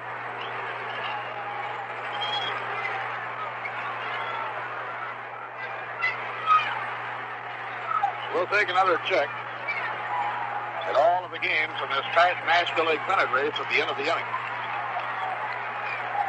Giants have the infield straight away looking for 2. The outfield is tried to left. Fastball inside to Charlie Smith. 1 ball and no strikes. Charlie has been struck out and singled to left field. Charlie is hitting .261. He's the top run producer on the ball club. Curve over the inside corner for a called strike. 1 ball, 1 strike.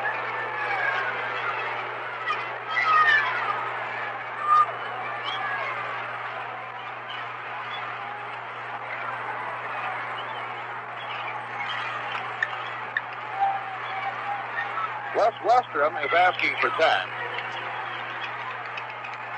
And walking to home plate, he wants to talk to Charlie Smith.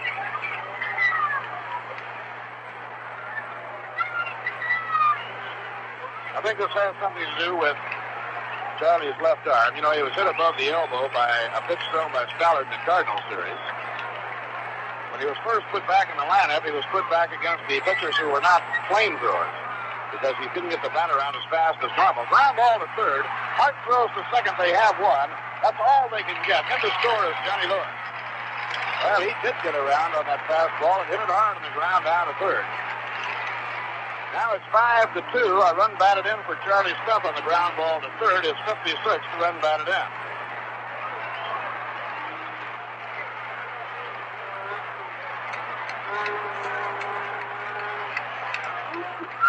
Charlie Smith on first. One man out. Joe Christopher, the batter. And the Mets have hit Bolin hard in this inning. Now the pitch to Christopher. A check swing, slow roller down the third base line.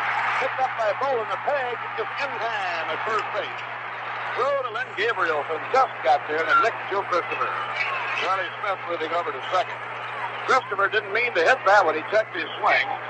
Hit a slow roller down the line going toward third. Now there are two away, and Charlie Smith is on second base.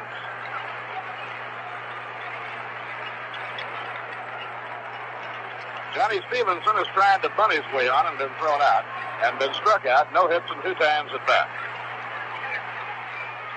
Johnny hitting .224. He's a left-hand batter. Bolin's pitch on the way. Curve outside. 1 ball and no strikes.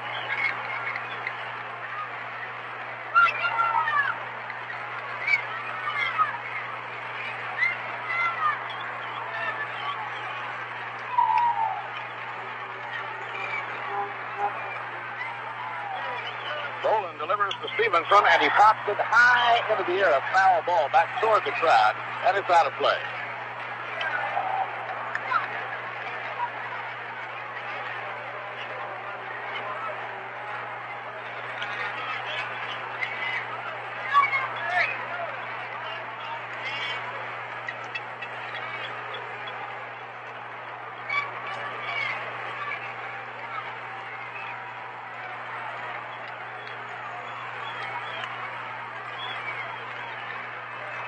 Now the 1-1 pitch, a fastball to tie. 2 balls and a strike.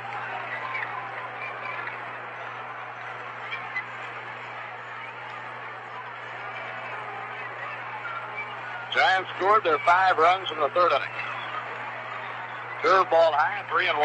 Ron Swoboda waiting on deck. Big blow for the Giants was the 3-run homer by Willie Mays.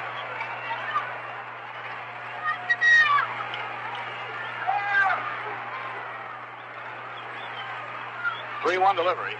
Inside and high, it's ball 4. Runners on first and second, 2 down, and Ron Swoboda is coming up.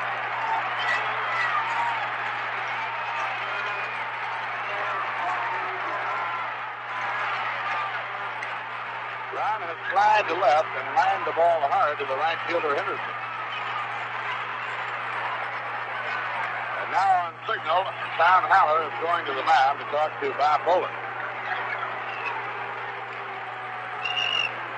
Herman Frank standing on the dugout floor near the front corner of the dugout, flanked on one side by Trippy Lavaghetto and on the other by Charlie Fox.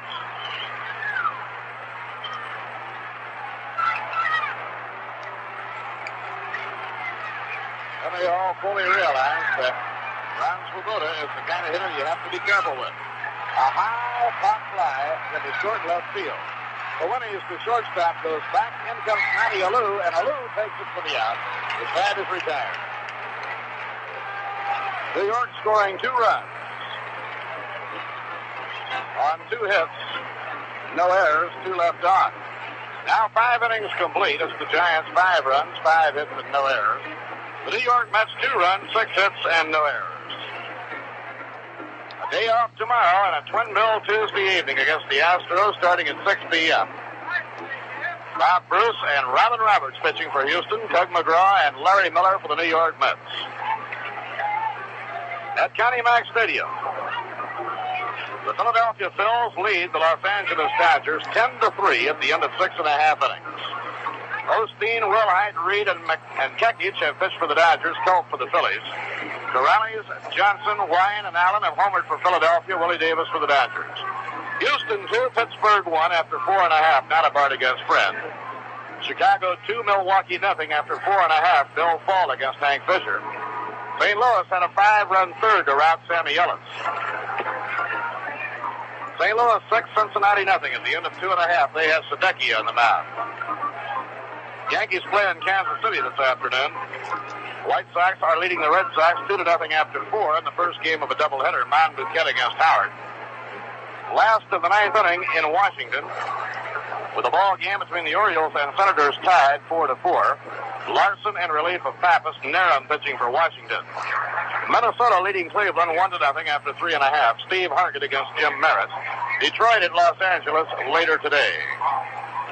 Now we have a new pitcher in the game for the New York Mets. Bob Moorhead takes over the pitching. As we go to the sixth inning, and Willie Mays will be leading off for the Giants. Gordon Richardson turning in a flawless job in relief. Richardson faced 8 men while in relief and retired all 8.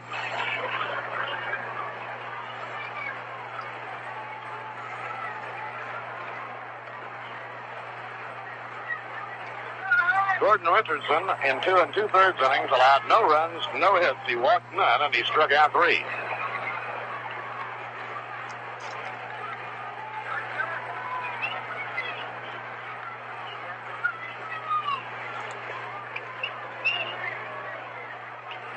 Willie Mays has singled to center and belted a 3-run homer. The home run, a record-breaking homer, is 17th during the month of August. 494 in his career. He stands alone now, number 5 in the all-time home run derby.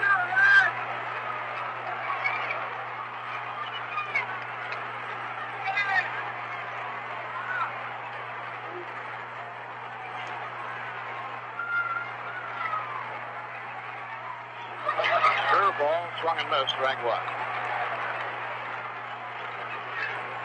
Tremendous year for Willie Mays. Willie has hit 41 home runs and knocked 89 runs in. Moorhead winds. Down comes the pitch. The knuckleball is swung and missed. And the count, strike 2.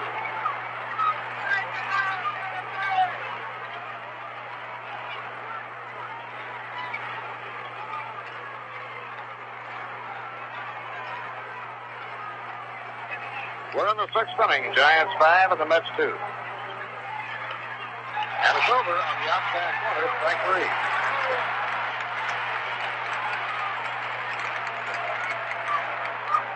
Bob Moorhead making his 5th appearance since joining the ball club from Williamsport. Bob has won none and lost 1. Now Ken Henderson, who went to right field in the last half of the third inning. He's up for the first time. 1 ball and no strikes.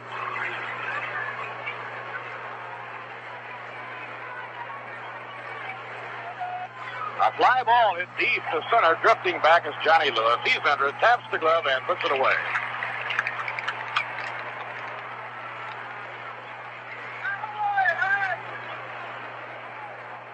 Two outs, nobody on in the top of the sixth inning, and the batter now is Jim Ray Hart.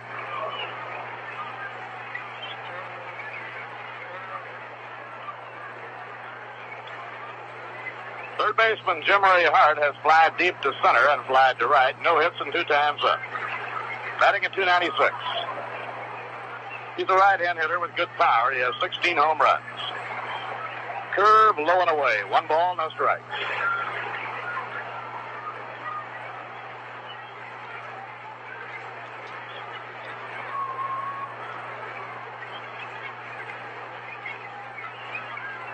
Wild pitch, not officially with nobody on, but it sailed all the way to the backstop. 2 balls and no strikes.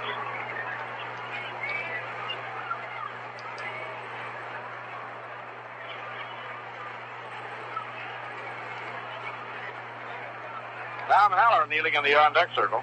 Now Moorhead's 2-0 delivery. Breaking ball inside, and he falls behind on Jim Hart. 3 balls and no strikes. If the Mets can pull this one out, they will win 6 games this year from the Giants, the same number they won from the Dodgers. Ball 4, and Jim Hart walks on 4 pitches.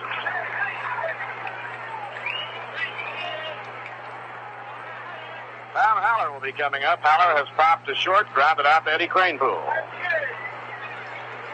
Haller 0 for 2.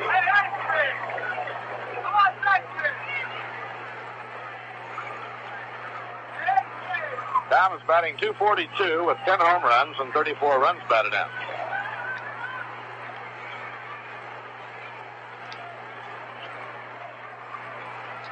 Now Moorhead, so a breaking ball gets away from Johnny Stevenson and hit off the shin guard of Stan Landis. So going on to second base goes Jim Hart. Knuckleball by Bob Moorhead. This will be a fastball charged to Johnny Stevenson. Now Bob eyes the runner at second. Here's his pitch on the way. Down in the dirt, a good stop by Johnny Stevenson. 2 balls and no strikes.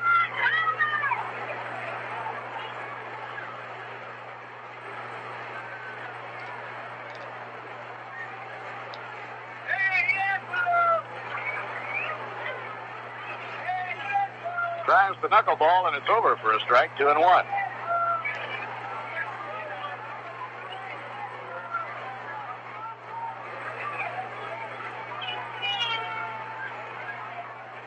Al Lanier is in the on-deck circle. Pitching 2-1. Low in the dirt, bounds away, and moving on to third goes Jim Hart. Another pass ball carries to Johnny Stevenson. That was down in the dirt, though.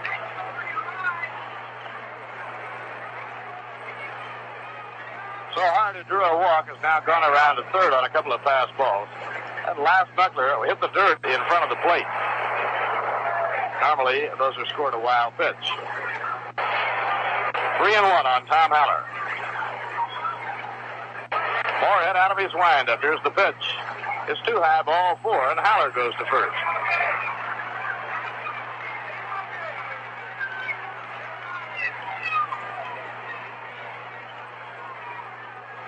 Al Lanier started off the 5-run inning back in the third with a fly ball, wind-blown double down the right field line. He moved over to third on a bunt single by Tito Fuentes. Bob Bolin, behind on the count, then singled up the middle, driving in the first run. Glenn Gabrielson's grounder drove in the second run, and Willie Mays hit a 3-run homer to make it 5-0 in favor of the Giants. Mets got 2 runs in their half of the 5th inning, so it's 5-2. The Giants are batting here in the 6th inning. Runners on first and third and 2 outs. Pitch thrown to Hal Lanier is down at the knees for a call strike.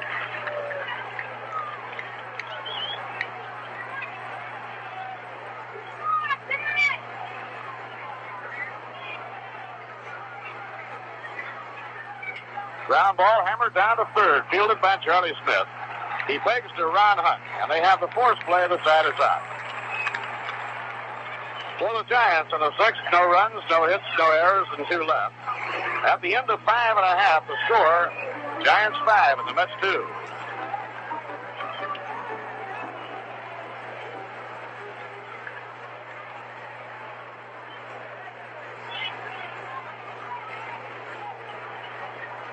Last of the 6th inning, Roy McMillan will be up against Bob Bolin. Mack has singled to left and been retired on a pop fly to second, 1 for 2. This will get warm-up action in their bullpen. Bob Moorhead is scheduled up next. Fastball too high, 1 ball and no strikes. A lot of great-looking batters brought here today by the Mets' young following.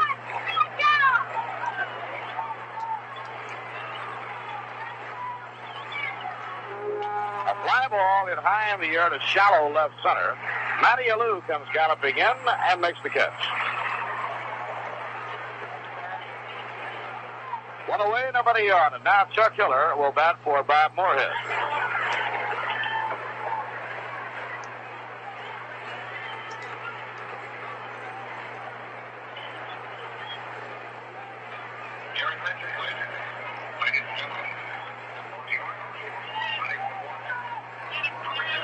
The paid attendance this afternoon is 46,033, a marvelous crowd. The total attendance, 47,170. Line drive in the air to right. In comes Henderson. He picks it off shoulder high. Hiller hitting the first pitch, lines to Henderson and right. The 3 days with the Giants have drawn 150,347. So the 7-day period with the Dodgers and the Giants coming into New York attracted almost 300,000, 299,145.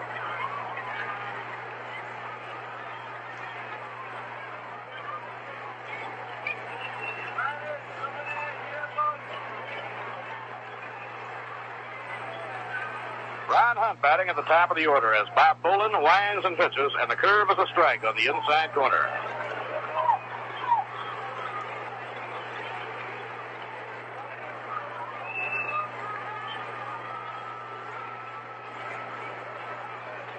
Now the pitch on the way. And it's popped up. He hit him off the fist with a good pitch. Gabrielson, the first baseman, near the bag in fair territory, takes it for the out. Bolin coming back with a strong inning. No runs, no hits, no errors, none left.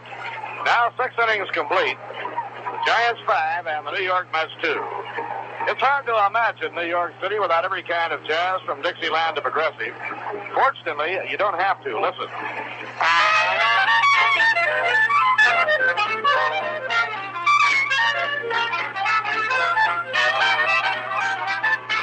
That's Backstreet Rag, a uniquely American sound. It came up the Mississippi out of New Orleans with the Negro jazzmen who played it to the world. But they didn't stop with Dixieland and the blues.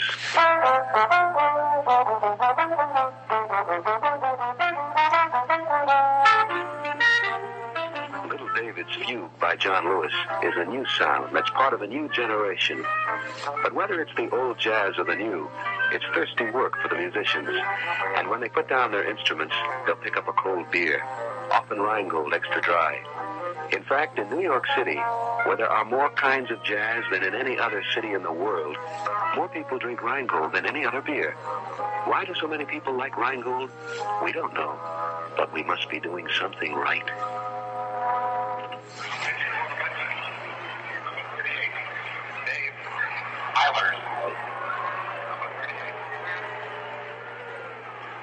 Dave Eilers is on to pitch now for the New York Mets, and before we go to the 7th inning, we'll pause for station identification. This is the New York Mets Baseball Network. You're tuned to 810 on the radio dial, WGY Schenectady, your station for Mets baseball in the Northeast. Bob Murphy with Ralph Kiner and Lindsey Nelson from Shea Stadium. Dave Eilers now on to pitch for New York as the game goes to the 7th. Tito Fuentes, the shortstop, hitting 8th in the order, will be leading off. Third ball game for Dave since he joined the Mets. His first 2 appearances, he has chalked up a save and a win, relieving against the Cardinals and the Dodgers.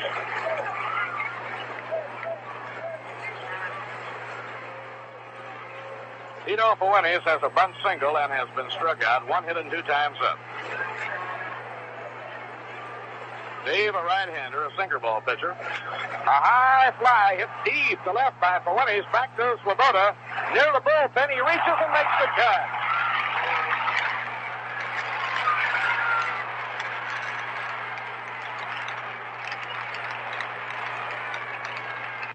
Ron Swoboda was right up against the screen in front of the bullpen bench. Reached over his head and made a one-hand grab of that drive hit by Tito Fuentes.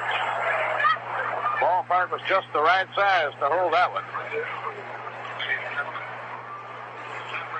Dick Schofield is coming out. And Schofield is trying to hit for Bob Bolin. So Herman Frank's making a move here. Not taking any chances on Bolin firing, although Bolin came back strong for an impressive 6th inning. Outside the high, 1 ball and no strikes on Dick Schofield.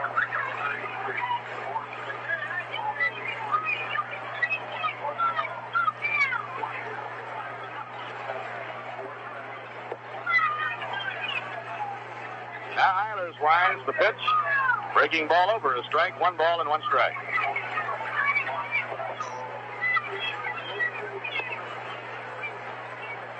Masanori Murakami and Frank Lindsay are the pitchers getting ready in the Giant bullpen. Ground ball raked to second. Ron Hunt in front of it. Digs it out of the dirt. Chuckles and throws. He got him by a running stride.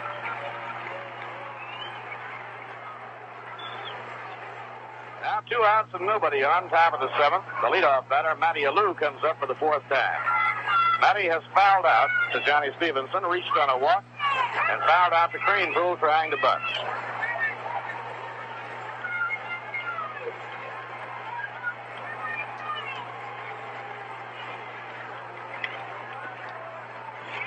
One ball and no strikes.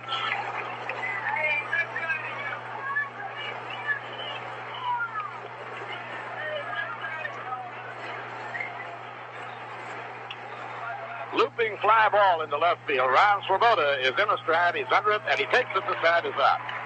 So Dave Eilers gets the Giants quickly in the top of the 7th. No runs, no hits, no errors, none left.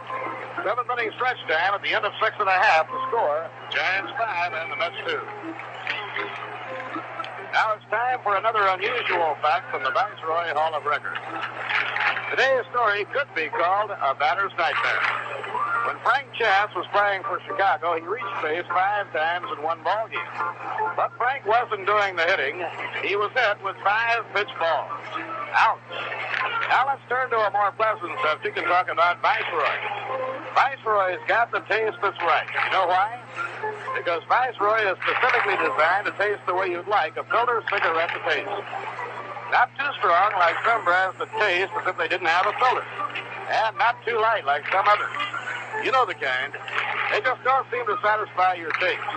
But when you light up a Viceroy, you get the filter cigarette that's not too strong, not too light. Viceroy's got the filter for the taste that's right. Viceroy's got the taste that's right. Not too strong and not too light. The taste that's right.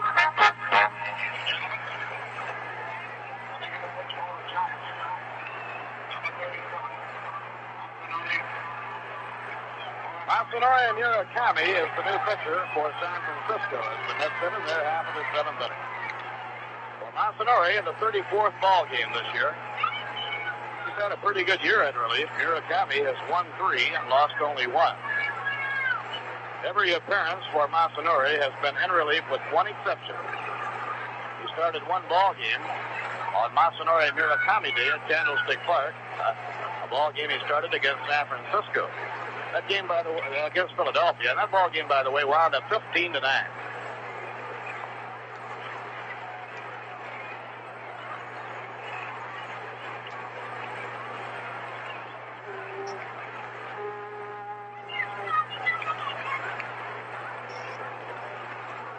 Let's have their left-hand hitters coming up. Johnny Lewis and Ed Cranepool, and so Herman Franks comes in with Masanori Murakami. He's a curveball stylist, but he gets the ball over. Breaking ball on the outside corner, strike 1 call. Johnny Lewis singled his last time up to help build a run. Johnny has 1 hit and 3 trips. Jim Hart plays him in close at third. For one, he shades towards second. And it's popped up on the left side of the diamond. Hart drifting back behind third in fair territory. He has it for the out. 1 out and nobody on. Eddie Cranepool will be hitting. Eddie has a double and a single and 3 times up. Eddie now has hiked his batting average on his homestand to 268.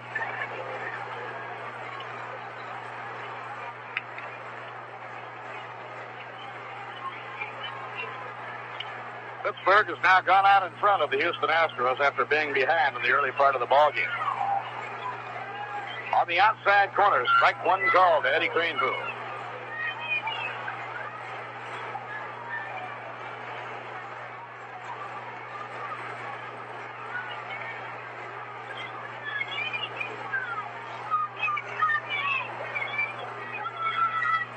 Now the pitch on the way, and it gets the outside corner, a breaking ball to Cranepool, a 2-strike count.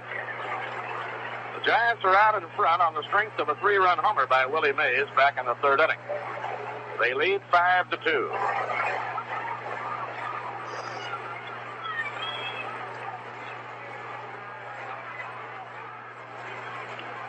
swing and a miss. He struck him out. 2 up and 2 counts to side by Masanori Murakami. Charlie Smith has struck out, single to left, and reached on a force play. When he reached on the force play in the 5th inning, he knocked in a run.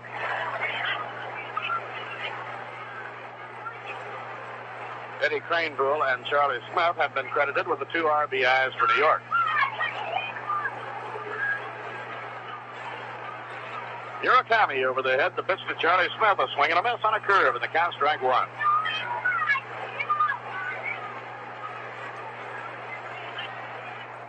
Watching Murakami work, he seems to pitch with a minimum of effort. Now he goes to his fastball. It's inside. 1 ball and 1 strike.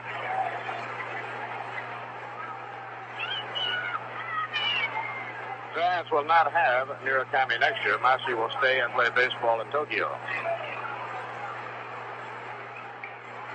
Pitching 1-1. Low and outside, 2 balls and a strike.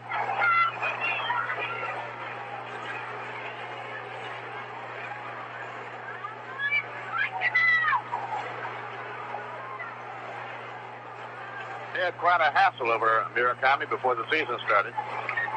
Inside, ball 3, 3-1. A lot of cablegrams were sent back and forth before they finally decided Murakami would honor his contract with the Giants instead of remaining in Tokyo to play, where, as you can imagine, he is their top baseball celebrity. 3-1 delivery. Foul pop-up. No play. This is back beyond the screen into the crowd.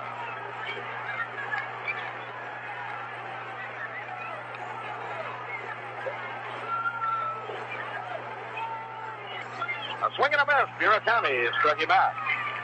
So Murakami comes in to get the side in order, where the Mets are unable to get the ball out of the infield. No runs, no hits, no errors, and none left. 7 innings complete. The Giants 5 runs, 5 hits, no errors. New York 2 runs, 6 hits, and no errors.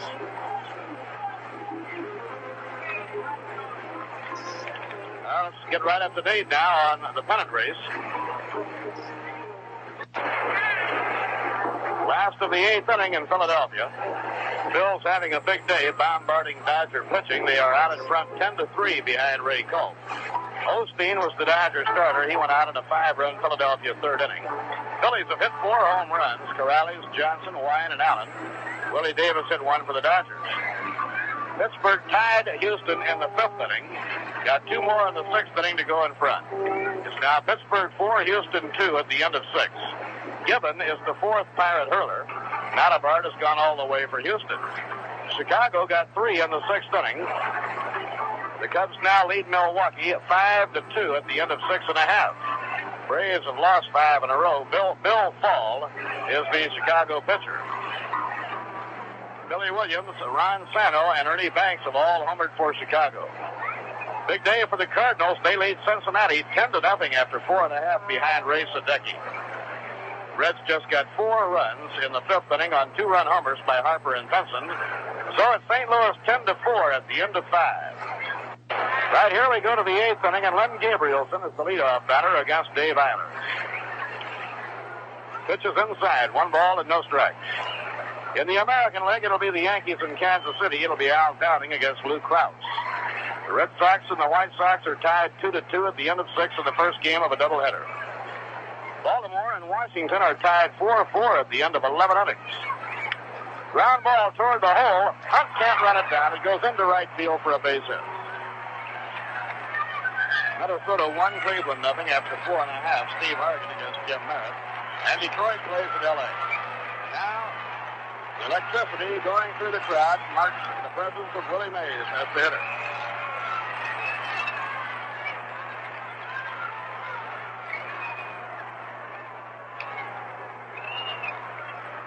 The Dodgers are out in front. The Giants, I beg your pardon, are out in front on the strength of the 3-run homer hit by Willie Mays back in the 3rd inning. Towering pop-up outside first in foul territory. Craneville drifting over by the dugout. Makes the catch.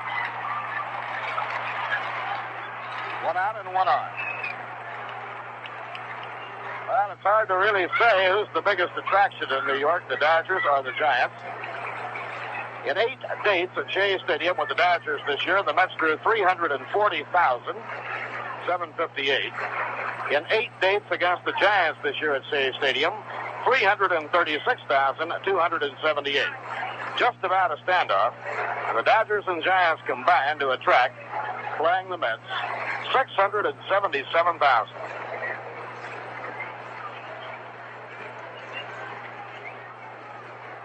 Outside and low on Ken Henderson, 1 ball and no strikes.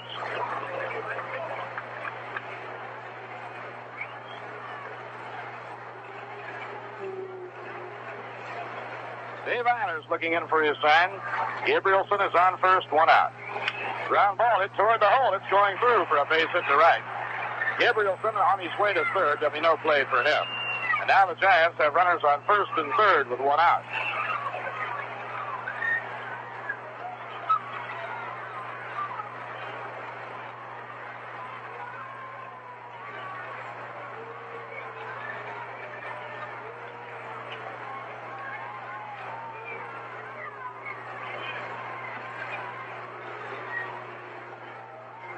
Single to right by Ken Henderson. Giants have runners on first and third, and the batter is Jim Ray Hart. Now Ron Hunt and Roy McMillan are looking for 2. Ron shades a bit towards second. Jim Hart has flied out twice. Last time at bat, he reached on a walk. Batting at .296. Pitch is over. Strike 1 call. 28-year-old Dave Eilers, stocky right-hander from Carmine, Texas, pitching in relief for the New York Mets.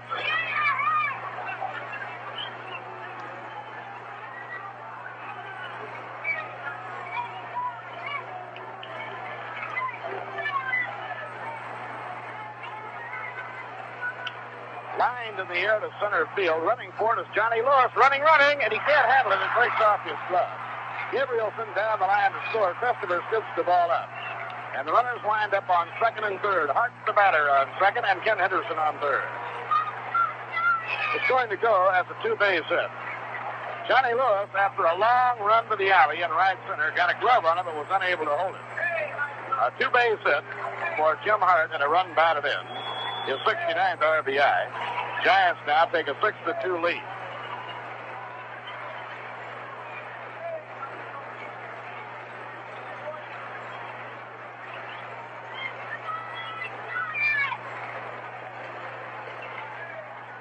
Now the intentional walk will be given to Tom Haller, the left-hand batter, with first base open.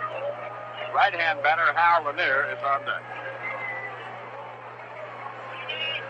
Ball 2 served outside intentionally by Dave Eilers.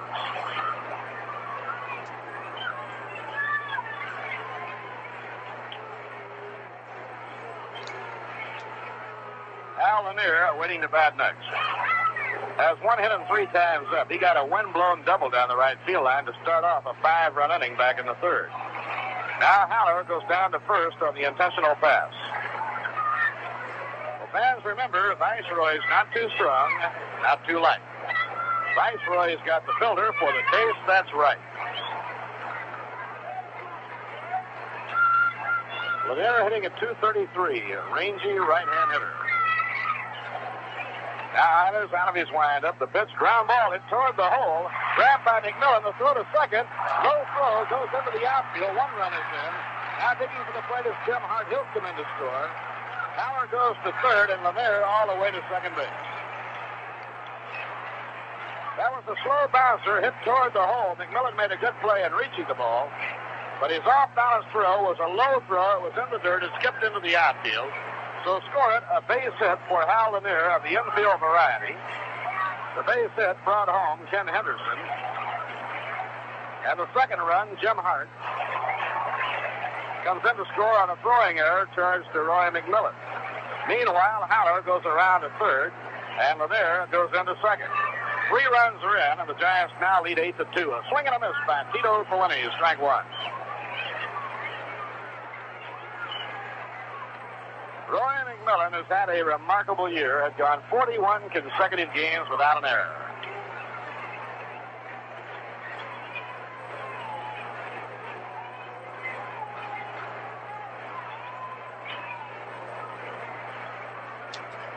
Runners on second and third. One man out. The batter is Tito for Winnings. Swing and a miss on a breaking pitch.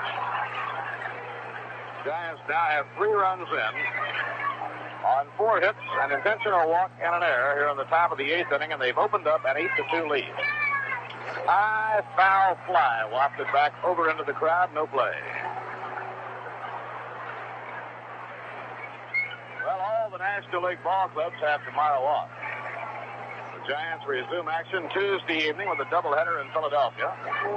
The Mets resume with a doubleheader right here at Shea Stadium Tuesday evening against Houston. Starting time for the doubleheader is 6 p.m. The infield drawn in. The batter is Tito for Winnings. Here's the 2-strike pitch. Swing and a miss. He struck him out on a foul tip. Winnings didn't mean to hit the ball. He was trying to defend himself and get out of the way. But as he swung the bat around, getting out of the way, it ticked his bat handle and was held on to by Johnny Stevenson. Now Murakami coming up.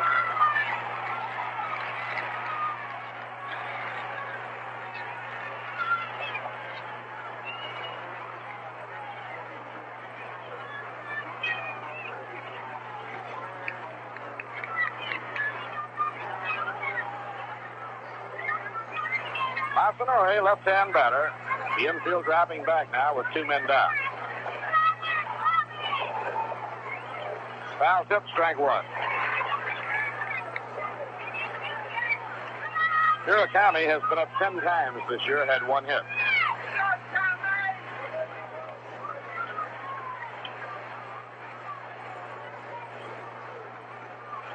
This is the largest Sunday single game crowd in New York Mets baseball history.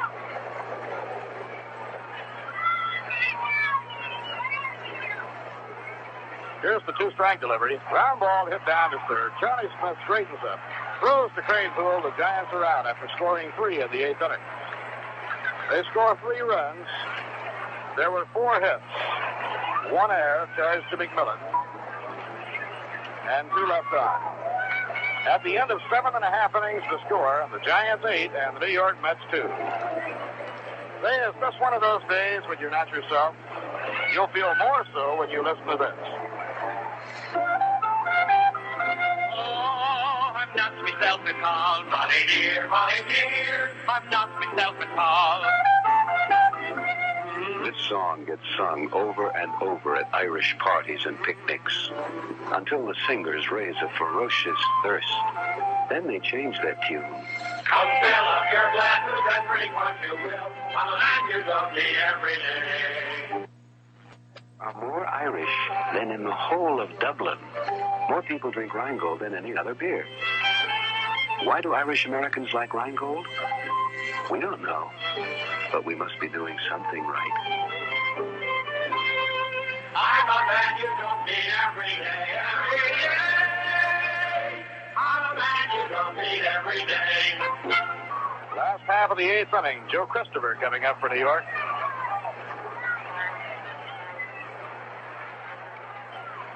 It's all over at County Mack Stadium. The Phillies blasting the Dodgers this afternoon, 13-3. So the 5 ball clubs chasing the Los Angeles Dodgers, presented with a golden opportunity. A high fly hit by Christopher, way up and going. There it goes, a home run.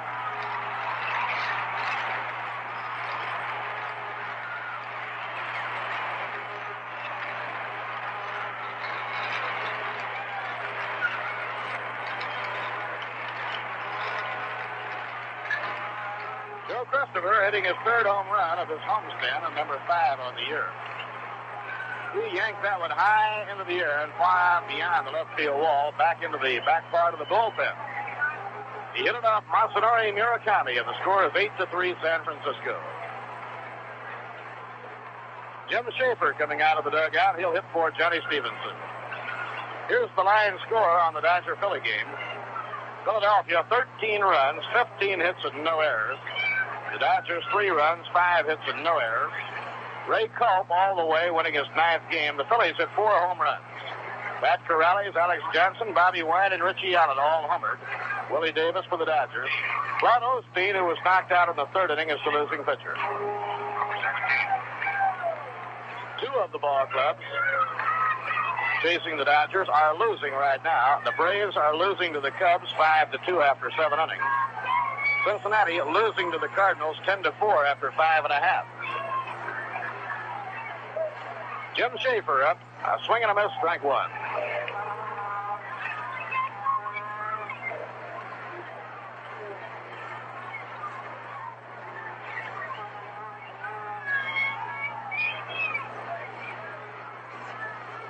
It's on the outside corner, strike two.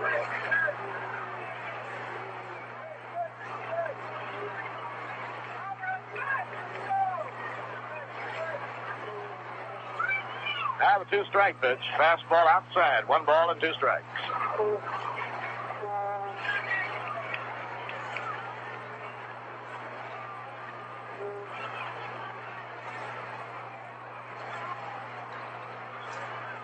Masanori out of his windup. Pitch to Schaefer. Check swing and a foul ball. Back toward the dugout. No play.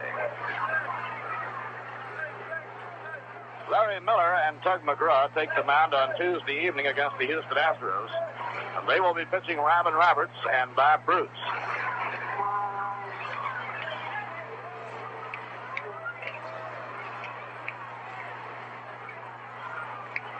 The 1-2 delivery. Outside and high. It's 2-2 on Jim Schaefer, batting for Johnny Stevenson.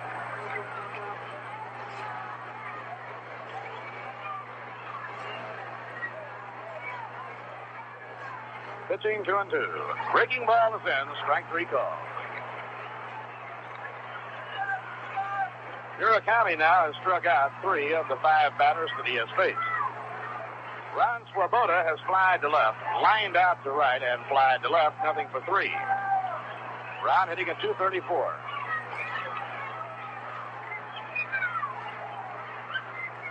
Ron already holds the rookie record for home runs in a season for the New York Mets. Right in there, strike 1 call to the letters.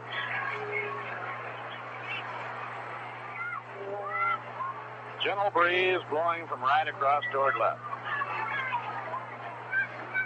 Inside and low on Ron, 1-1.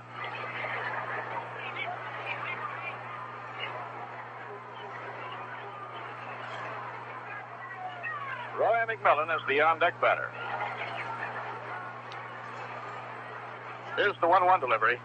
He whacks it foul high into the air and back toward the second level. Ron hasn't altered his batting stance any to speak of, but he has moved closer to the plate, and it has helped him out considerably. First part of the year, he was standing well back from the plate, and they were curving him over that outside corner, and it was aggravating him considerably.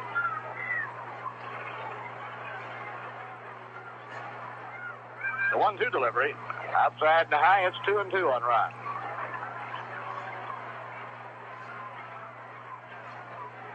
Giants with a victory can move back within a game and a half of the league-leading Dodgers.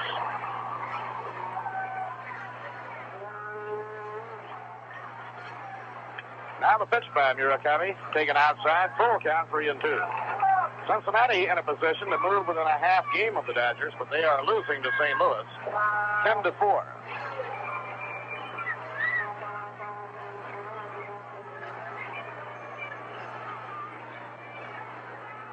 Dodgers used Sandy Koufax in the 9th inning as a relief pitcher last night. They are hard hit with their 2 relief aces, both sidelined right now, Ron Peronowski and Bob Miller. Miller with a sore arm and Peronowski with a hamstring muscle pull.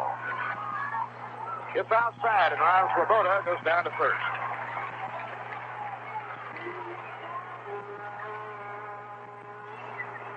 To right and flied to left, nothing for 3. Ron hitting at 234.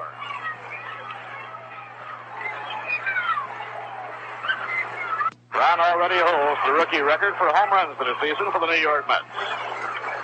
Right in there, strike 1 call to the letters.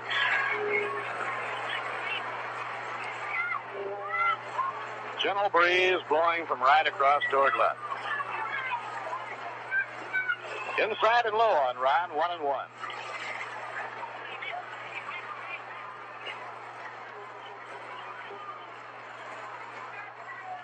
Roy McMillan is the on-deck batter. Here's the 1-1 delivery. He whacks it foul high into the air and back toward the second level. Brown hasn't altered his batting stance any to speak of, but he has moved closer to the plate, and it has helped him out considerably. First part of the year, he was standing well back from the plate, and they were curving him over that outside corner, and it was aggravating him considerably.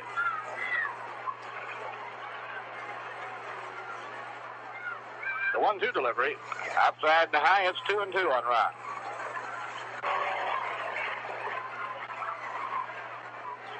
Giants with a victory can move back within a game and a half of the league-leading Dodgers.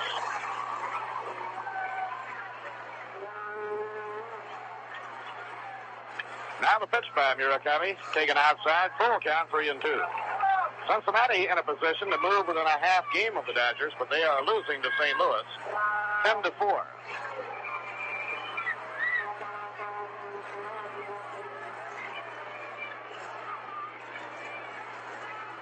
Dodgers used Sandy Koufax in the ninth inning as a relief pitcher last night.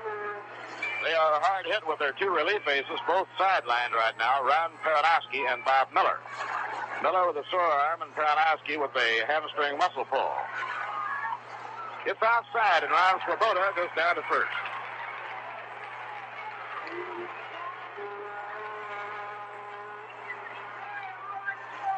Roy McMillan has singled to left, popped to second, and flied to left center. Let's get their bullpen going now with Dave Eilers due up next. Dave being called back to the dugout.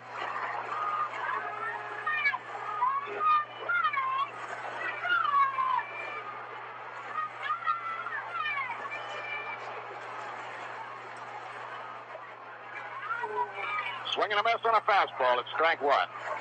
Jim Hickman has come out of the dugout, moved out into the on-deck circle to bat for Dave Eilers.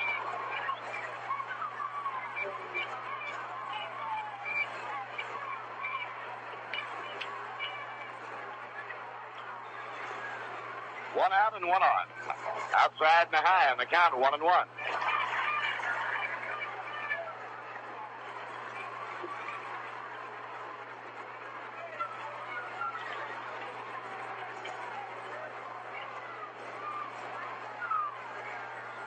Now Murakami checks the runners. Breaking ball, a swing and a miss. It's 1 ball and 2 strikes. Doug McGraw tuning up along with Tom Parsons. Jim Bepke had been warming up. Jim may be already warmed up. Ron Swoboda on first, 1 out. Mashi's 1-2 delivery. He is hit foul. Back into the crowd, no play.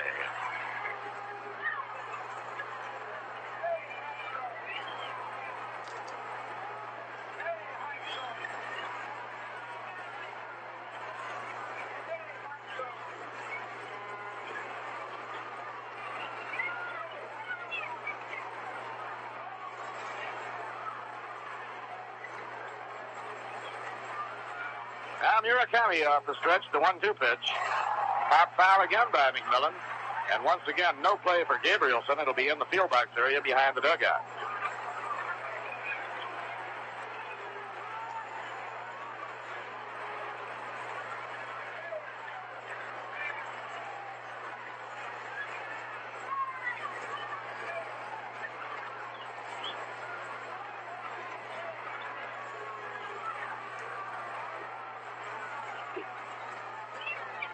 Murakami checks the runner, Ron Swoboda. Here's the pitch to McMillan, a swing and a miss. He got him on a change-up breaking ball.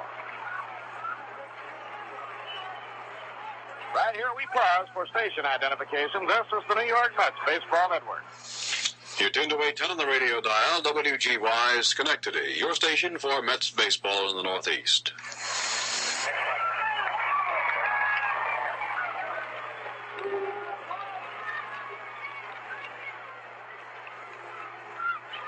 Bob Murphy with Lindsey Nelson and Ralph Kiner from Shea Stadium. The Mets trailing 8-3. We're in the last half of the 8th inning. Jim Hickman, batting for Dave Eilers, takes up high, ball 1. Murakami, in less than 2 full innings in relief, has now struck out 4 men.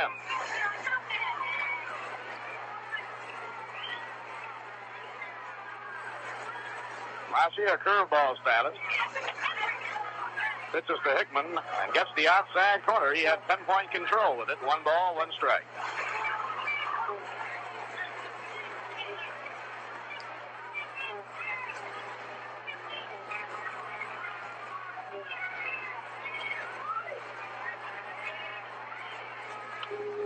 Foul ball, cut on and put back up above the press box into the crowd.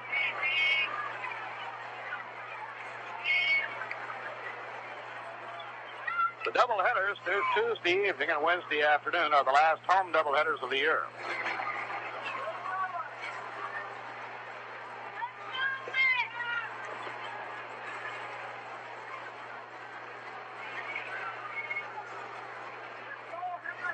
Now Murakami checks the runner. In comes the pitch.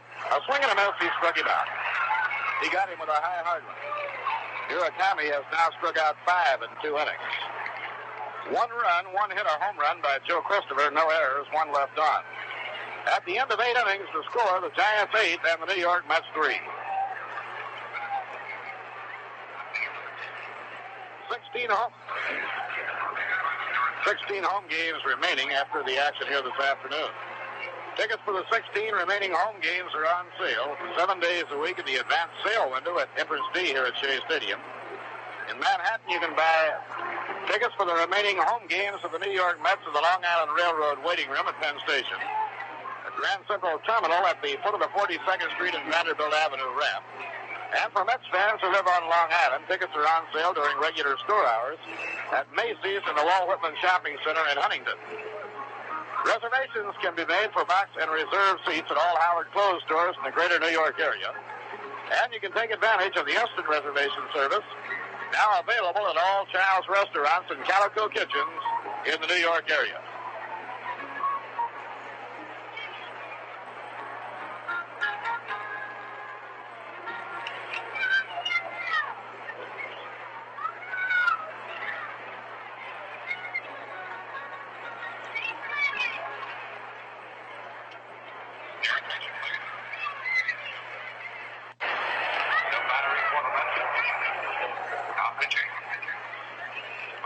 Jim Bethke is now pitching, and Jim Schaefer goes behind the plate for New York as we go to the 9th inning.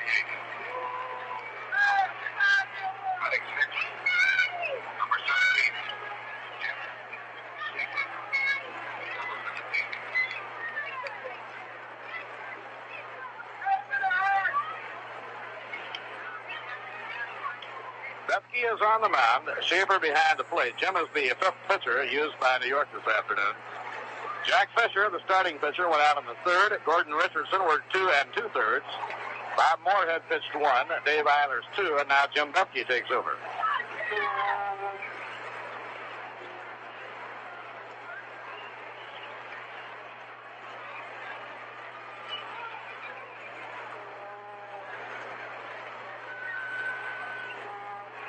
Matty Alou leads off with the Giants in the 9th inning. They are in front of the ball game 8-3.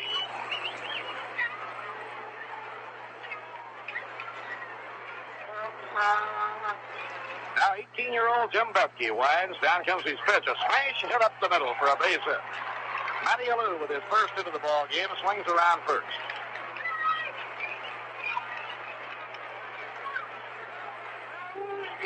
That is the 10th hit collected by the Giants. The Mets have 3 runs on 7 hits. Len Gabrielson has reached on a walk, reached on a fielder's choice, struck out, and singled to right field. 1 hit and 3 times up. Gabrielson hitting .299.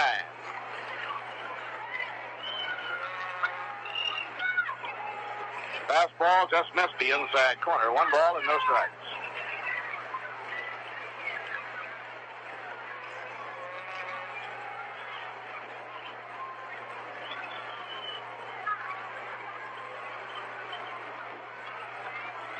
Now Bethke up in pitching position. And the pitch is down the middle for a call strike. 1-1 on Len Gabrielson.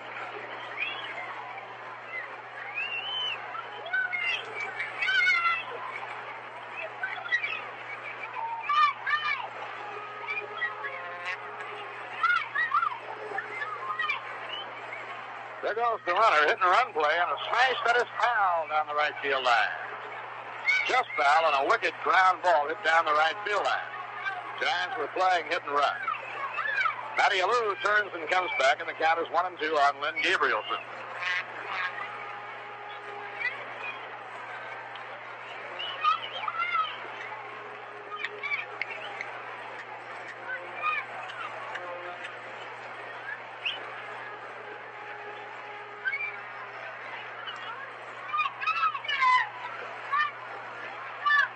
Now the 1-2 delivery.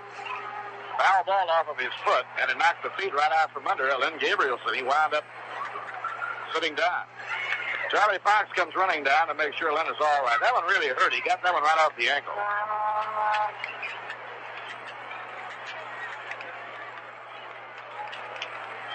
Now Herman Frank's also coming out. Now they asked Lynn Gabrielson to sit down so the trainer can take a close look at it.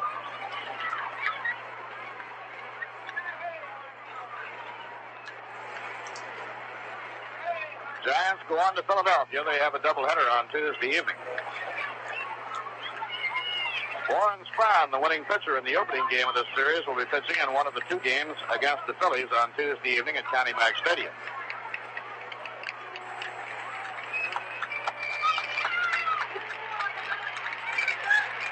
Warren Spahn and Ron Herbel are the probable pitchers for the Giants against Philadelphia Tuesday evening.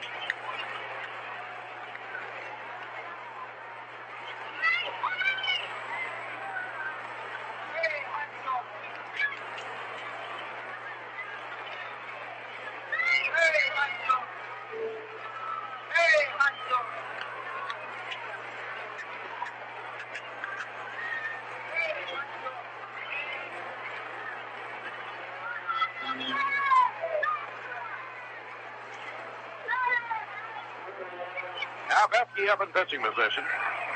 Fires low and inside on Gabrielson. 2 balls and 2 strikes.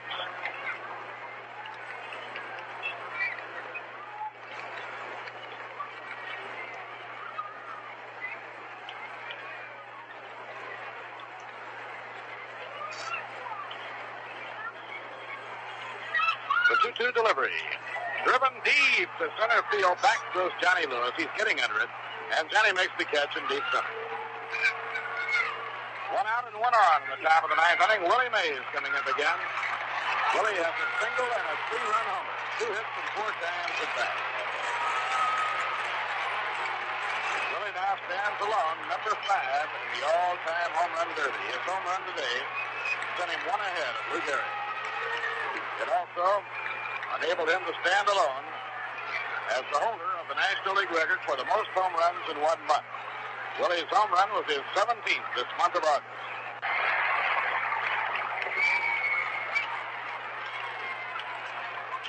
One out and 1 on. Bethke's pitch.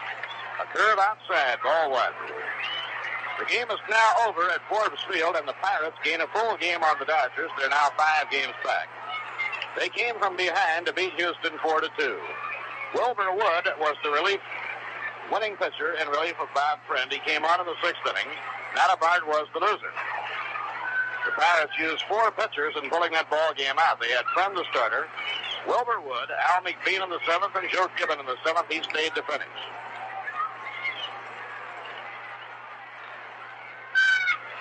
Breaking ball outside. It's 2 balls and no strikes on Willie.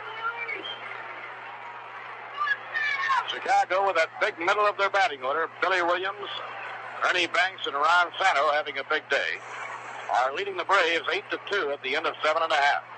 Williams has hit 1 homer, Santo has hit 1, and Banks has hit 2. Lobbed over to first by Jim Bethke.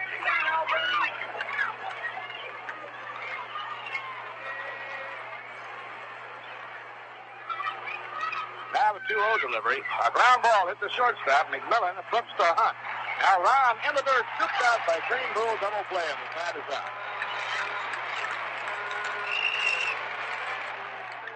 No runs, 1 hit, no errors, and none left. At the end of 8 1/2 innings, the score, the Giants 8 and the New York Mets 3. It's very hard to sell sheet music in Jamaica, you know. They make up songs whenever they need them, like this. Having a party, eating rice and peas, dancing happily as you please. Charming lady with a very nice smile. Think I'll talk to her for a while. Think I'll talk to her for a while. When Jamaicans get together for a party, the beat is calypso and the songs are made up on the spot. The party was hilarious as it could be, but in the morning there was news for me. The penny was a man play wedding tune on his pipe. The smiling lady is now my wife. The smiling lady is now my wife. And when the singer finds his throat a little dry, something refreshing will be improvised, probably Rheingold beer. In New York City, where there are more different kinds of people than in any other city in the world, more people drink Rheingold Extra Dry than any other beer. Why do Jamaicans like Rheingold? We don't know, but we must be doing something right.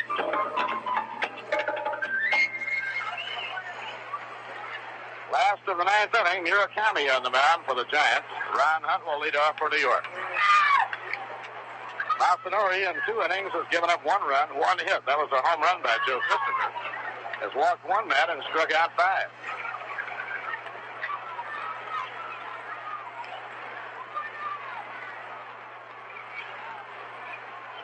Ron 0 for 2 officially, has been on twice. He was hit by a pitch and he drew a walk. It's over at the knees, strike 1.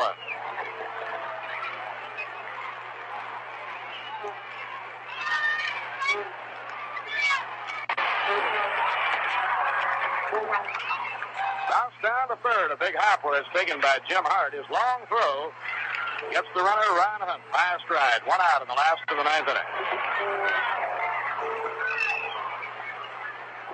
Johnny Lewis has singled to right, 1 hit and 4 times up. Giants have combined the pitching of Bob Bolin and Masanori Murakami.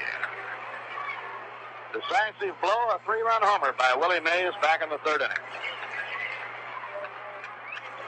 Right in there, strike 1 call to Johnny Lewis.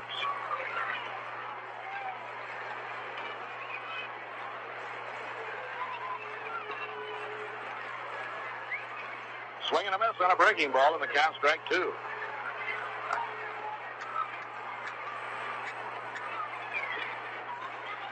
Giants with a victory will be back within a game and a half of the league-leading Dodgers. They'll make back the game they lost last night. Inside Nahai, it's 1 ball and 2 strikes.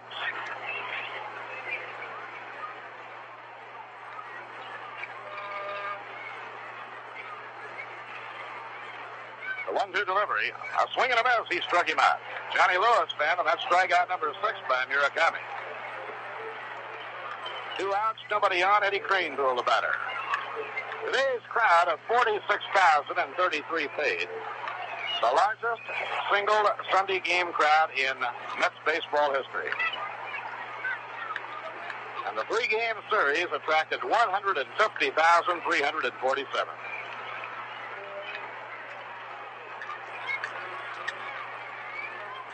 Breaking ball low and away on Eddie Cranepool. Eddie has a single and double, 2 hits and 4 times up, and has driven in a run.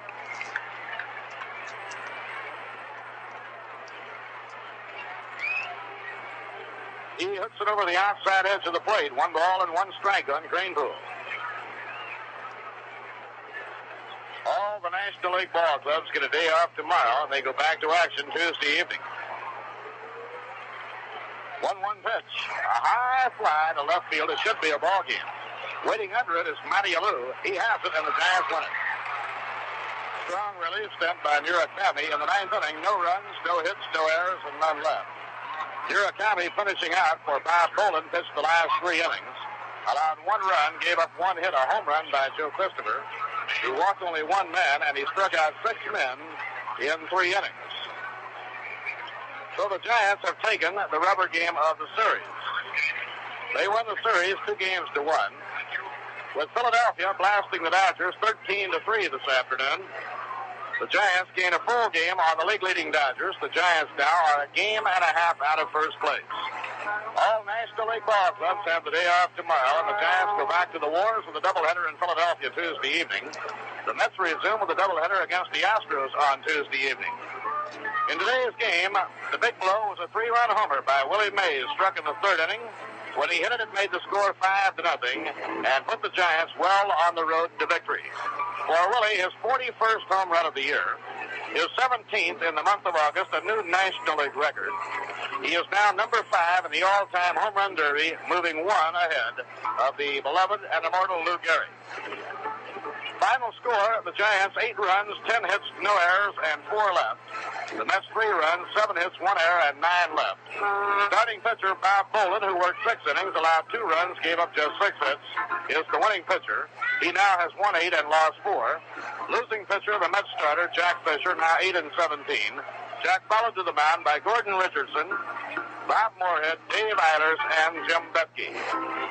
So now it's the Astros coming in on Tuesday evening with Tug McGraw and Larry Miller opposing Robin Roberts and Bob Bruce.